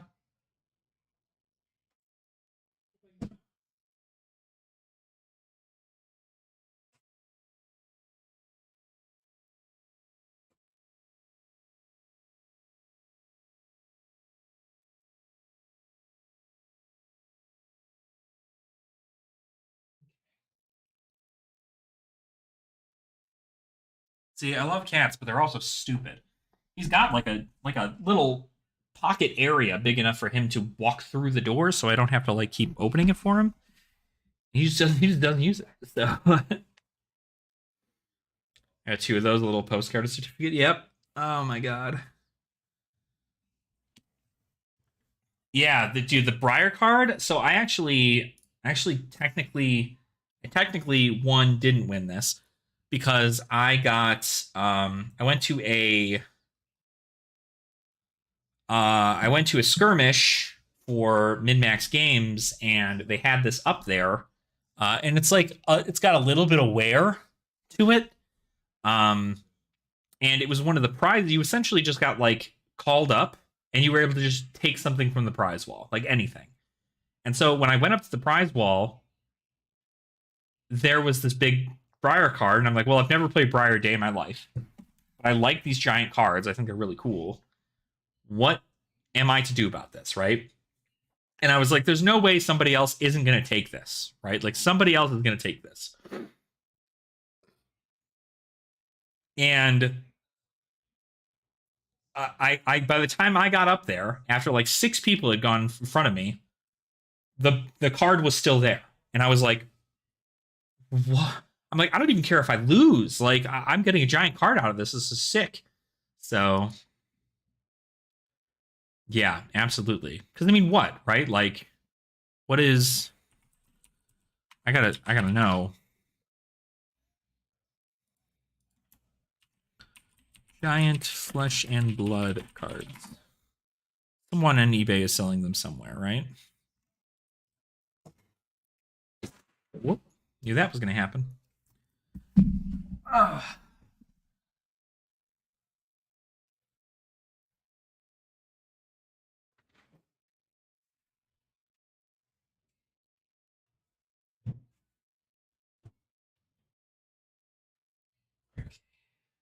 It up.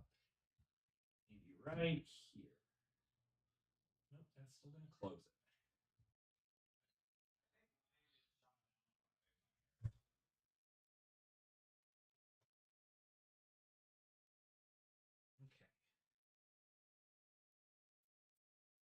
Okay. The table fell. The table fell.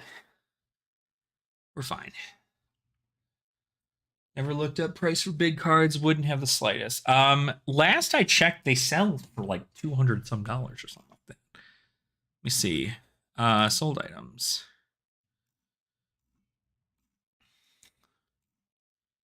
Maybe the word oversized is right. Oversized flesh and blood cards.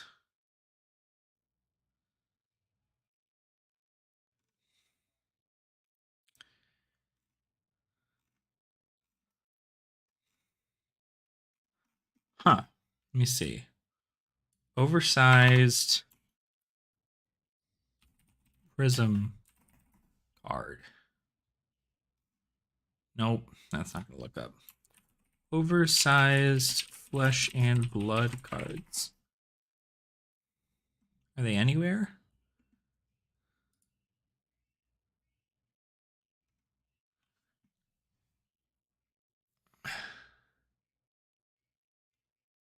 This one is still trying to sell.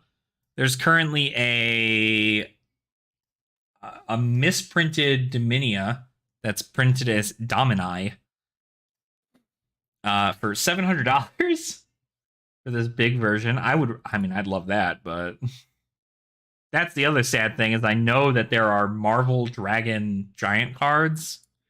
I'm mad about it. I want them.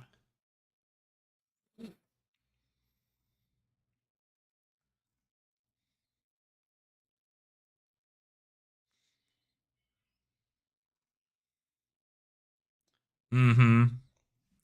They are prize ball prizes. I certainly don't want to sell it. I think it's probably one of my like coolest things that I have, but certainly don't want to sell it. But I mean that also goes with this, right? Like I don't even know how many of these are in existence, but I know there was not a lot. I think there were only like 2,000 units available for sale for this promo, and it didn't even sell out. So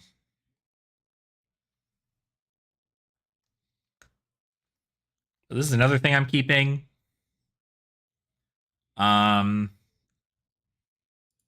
There's so many promo cards. This is another like binder I want to start is the promo card binder. But like, man, I'd be screwed out of my mind if I think that I'm not going to be able to afford any of this. So, pretty sure it's a Rudy promo. Yeah. This is a second anniversary kit for Alpha Investments. Like this promo E-Pot. I think this is a cold foil. Yeah, a cold foil first ed promo E-Pot. $400. These cold foil embodiment of lightnings.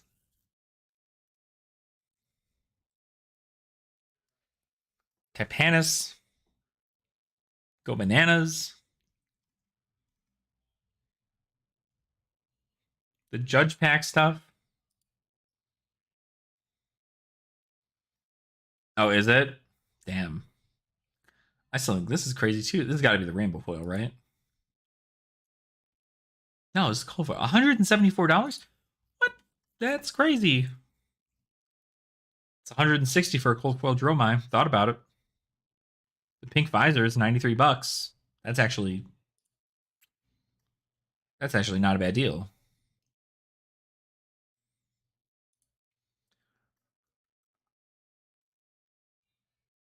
Cold foil frostbites seriously going for one of these?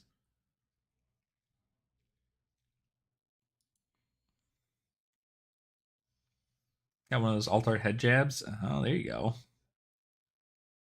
Yeah, these guys.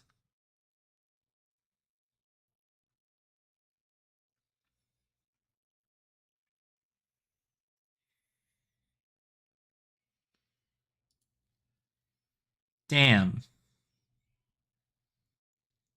That's crazy cool.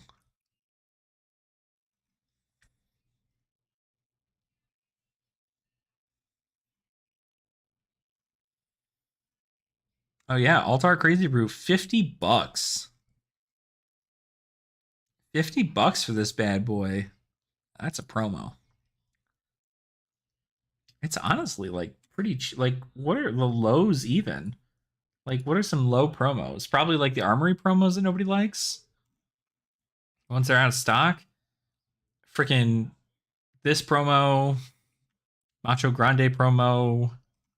A lot of these extended art promos that are from LGS's.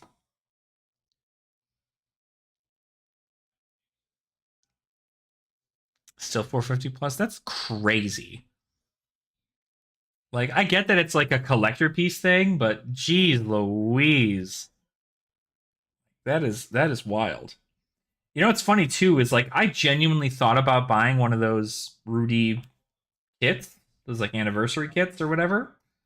Um, but it was like $1,000, and I was like, oh man, like I don't have $1,000 to drop right now. Like I understand that this is like a really good collector's item, but like it just really does not fit the bill. Especially finding out that he was like, yeah, I give a discount to everybody who bought it, and like there won't ever be any more. Uh-huh. Yeah, it was huge. I mean, there's not a lot out there. So I'd like to start with these, getting a lot of these and just starting like a promo binder. Because there's a lot of these that just like, I mean, 60 cents, 50 cents, a little bit at a time. But then you have certain other ones that are like really, really good. Where are some of them? I think the predatory streaks are worth something. The fact that this is this cold foil or rainbow foil? This is rainbow foil, right? Yeah, rainbow foil. I was like, there's no way this is cold foil. Yeah, tons of good promos. Tons of them. There's already 4 pages. You can get at least like one of every kind of promo down this line. And then here's where like everything starts to kind of get up a little bit. Like Herald of Tenacity Blue. So that's the extended art ones, I believe. You've got the extended Lace with Blood Rots, the Amulet of Ices. But honestly, it's like it's always the weapons and the heroes that go for the most in most cases. So Arachne Solitary Confinement, this is Rainbow Foil too, right? Yeah.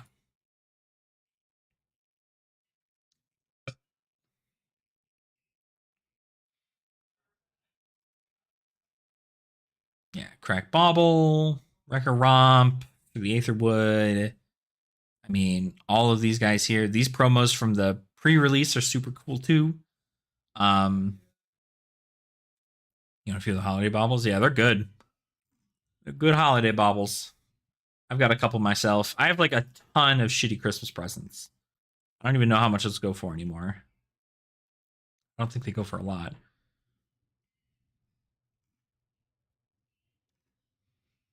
Okay, Luminaris. Let's see what other promos. This Ursa promo, sick. Via, this has got to be Rainbow Foil, right? Rainbow Foil. Yoji. Damn, cold foil Yoji is $8. You have one, dude. I literally have. Let me count them. Because the LGS and LGS I was going to back out in Chicago, they were just like, "Yo, we've got like a ton of these. Like, just choose any that you want." And so I just like was able to choose a ton of them. Let me see. I also have 7 Red Hots, a whole bunch of Cut to the Chase.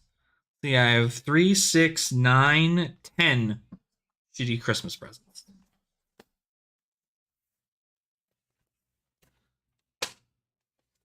$15 Macho Grande each pitch. There you go. The Cut to the Chases have actually turned out to be pretty profitable, I think, if I recall. Cut to the Chase from Flesh Blood. Yeah, the red is now like $4 freaking dollars, which is crazy. But that's because Assassin is becoming a thing now. Shitty Xmas presents. How much does this? This can't be going for a lot, right? Yeah, $1. So, you know, fun little things, I guess.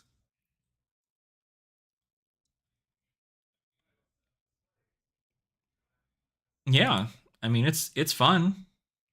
I mean, even cracked the cracked baubles, if we look specifically at, damn, Squizzy and Floof is really going for freaking. Is there two? Is there a cold foil and a rainbow foil? That's the rainbow foil. The cold foil is $24. $24. It's not bad. This must be the new crack bauble.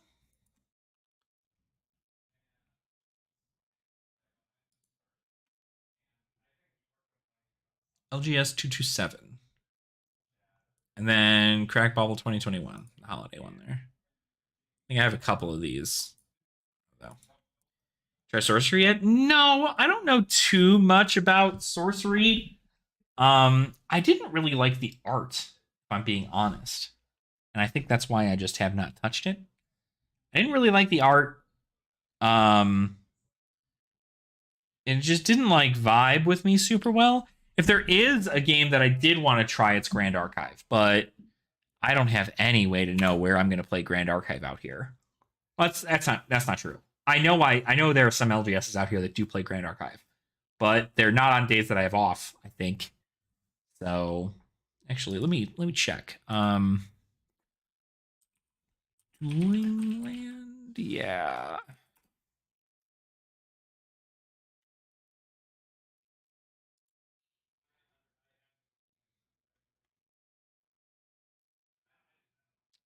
Cracking these alpha boxes is not worth it. Beta's out is out now, but haven't gotten any to play with. Ah, okay. Yeah, I don't entirely know that I care enough about it to want to do anything with that. I think that I mean, I don't know enough about it. So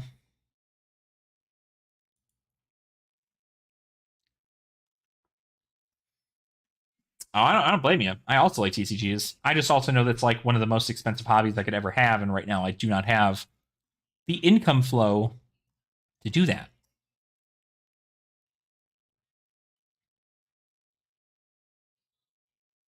Oh, nice. There you go. Pokemon is something I thought about getting back into too. It seems like it's getting pretty fun. So,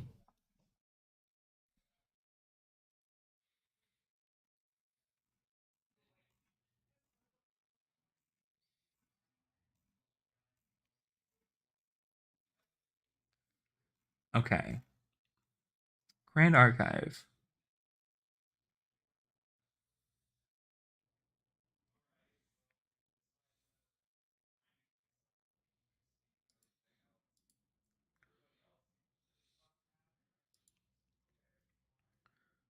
6:30 p.m.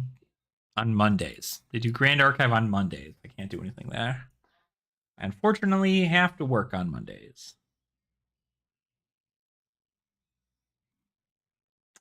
And that would be fun.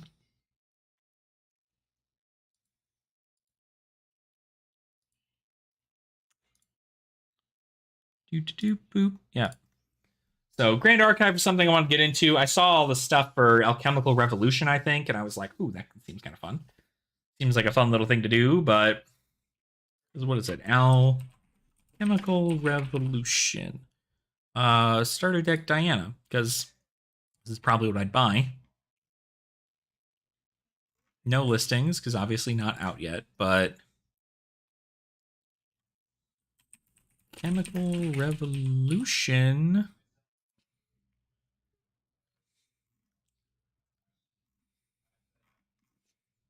But this game looks like it's gotten a lot of like really good support for it, and also it still kind of follows that same like mix between Flesh and Blood and Magic, where you have a hero, and that hero you can level up, but that hero also has like an army, and that army can be done. So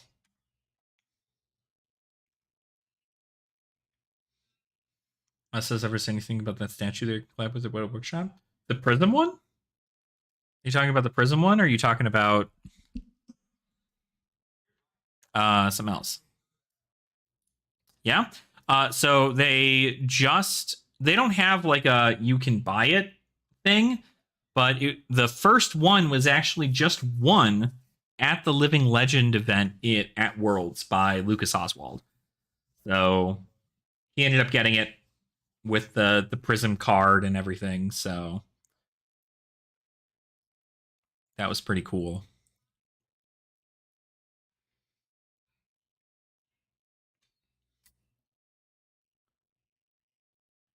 Yep. Yeah, so they had a Living Legend tournament. I don't know if you're sure about the Living Legend format, but Living Legend has its own format now where you can pretty much play anything, even if it is a hero that has hit Living Legend in Classic Constructed. They just released a banned and restricted for it, so they pretty much saw that Starvo was like rocking face for the entirety of the format and went, we need to shut that boy down. So they have, for the first time, implemented restrictions as opposed to suspensions or bans. They restricted certain cards that go into Starvo to one. So now you can only have one Awakening, one Channel Lake Frigid, one Starstruck, like all those cards. So now Starvo they have like probably one good pop off turn, but not really much else in regards to those specific things. So the pulses were not put to one though, which is kind of crazy. So you're still going to get like a bunch of other nasty things, but yeah. So Living Legend format is something I thought about getting into. Because I think it's just fun. Like I think the Living Legend format is going to be like, I wouldn't doubt if the Living Legend format is the future of like casual ish Flesh and Blood, although it's still going to be very competitive because it's using the Classic Constructed format. But I would still like to think that Clash is going to be the big one there, because I'm still very happy about the stuff that we're doing in Clash, how we're getting that all set up. We are, I don't know, we've got a lot of stuff all set up and ready to go, and I'm very, very excited about it. So I can't wait to just keep making Clash content. Probably what I should do right now is I should look at my decks and see, because Fi Clash is going to be different because now we don't have stubbies. So now we need to put Heatwave back in because for sure that's the one we want. We're still gonna run 2 flames, which means we are still gonna run things like this. I think the deck pretty much stays the same outside of this. I think the deck still pretty much stays the same. I wouldn't entirely know. I want to keep this freaking Red Hot in, but I don't know if that's the move. That's some stuff I want to try. So Fi and Clash. What's another deck I want to make? I want to make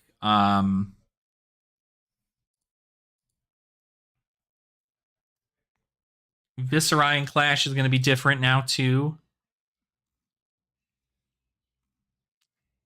because now Viscerai can't use Rosetta Thorn. So we're going to remove that, and we're going to probably just use Nebula Blade because I like that a lot. Reaping Blade is cool because it allows you to stop them from healing. But it doesn't make me a rune chant. And this comes in for 4. I don't know. Maybe Reaping Blade is better. 1 resource for 3 and a consistent, like, no heal ability. Maybe we do play Reaping Blade instead. You could also play Dread Scythe.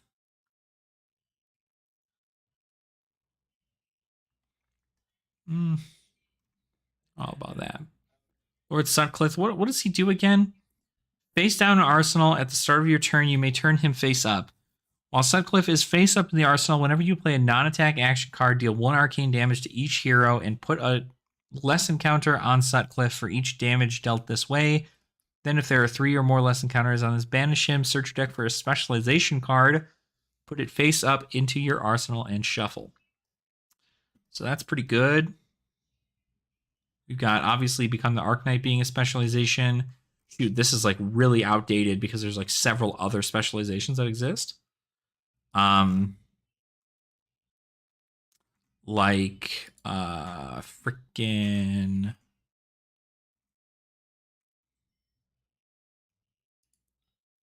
what's the one? Sonata, not Galaxia. Sonata. Is it a red? Well, there's Bequest this here. Next rune blade attack action card you play this turn costs sleep for each rune chant you control. That's pretty cool. Not like the absolute best. I'm looking for, God, where the hell is it?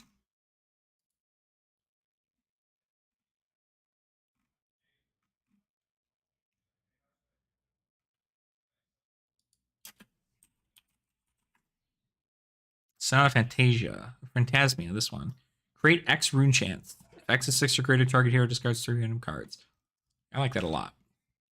I might remove Oath and a red, maybe. Maybe we'll remove...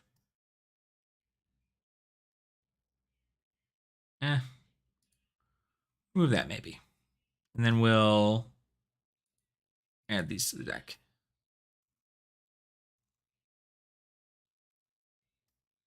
Boom. So that's neat. Oh, it's well over cards. That's what it is. I'm insane. I'm probably just gonna have to scrap this whole deck. I'll worry about a Viscerai deck at some point here. Figure that out. See what's going on there. Because Viscerai is another hero that I really want to get like more in tune with, because I don't really know a whole lot about like rune chants and stuff like that. So don't really know enough. But yeah. So I think I'm probably gonna get offline here. I might go do some Clash stuff with some of the people in the Discord and try out some new techs, some new stuff like that. But I think we'll just have to check that out stuff later. So that way I can make a video for the channel, because I'd like to actually get that done today too. So thank you guys so much for hanging out with me here today. I know we've gone over a lot of stuff as far as the Clash committee. We've talked about some collection stuff. We were doing some collection stuff earlier. We also talked about BETSY, right? We're happy about BETSY. BETSY seems super cool. So I'm just happy to see you guys all here. I'm happy you guys are having a good time. If any of you guys are interested in the Clash format at all, do make sure to, you can shoot me a message through Twitter. I do also have the, hold on, let me get that thing up again. There's this here. If you wanted to get into the Discord, at the bottom of that article, there is a Discord link. You can join our Clash Discord through there if you want to learn a bit more about that. Super budget format, like $10 to $20 per deck, depending on what you're playing. And you get to just play the hero the same way you normally would, just without all those crazy expensive Majestics and those crazy expensive Legendaries. It's probably the most fun budget way to play your hero, I would say. And it'll give you an idea for what we're going to do for the tournament that comes up in February. But till then, again, it's been a pleasure. I'm always happy talking with all you guys. And hopefully we can get together again sometime soon. Like I said, my schedule is soon to clear up pretty well. So you're probably going to see a lot more content from me come January. But for right now, I hope that everybody enjoys their holiday. I hope that everybody enjoys just the rest of 2023 as we have it. And I hope that you all continue to spread joy. Don't worry about anger. We live too short of lives to deal with anger. So spread joy. It's free. and it won't hurt you. So thank you all so much. Have a fantastic rest of your day. Have a fantastic rest of your holiday season. I will see you all, hopefully, very soon.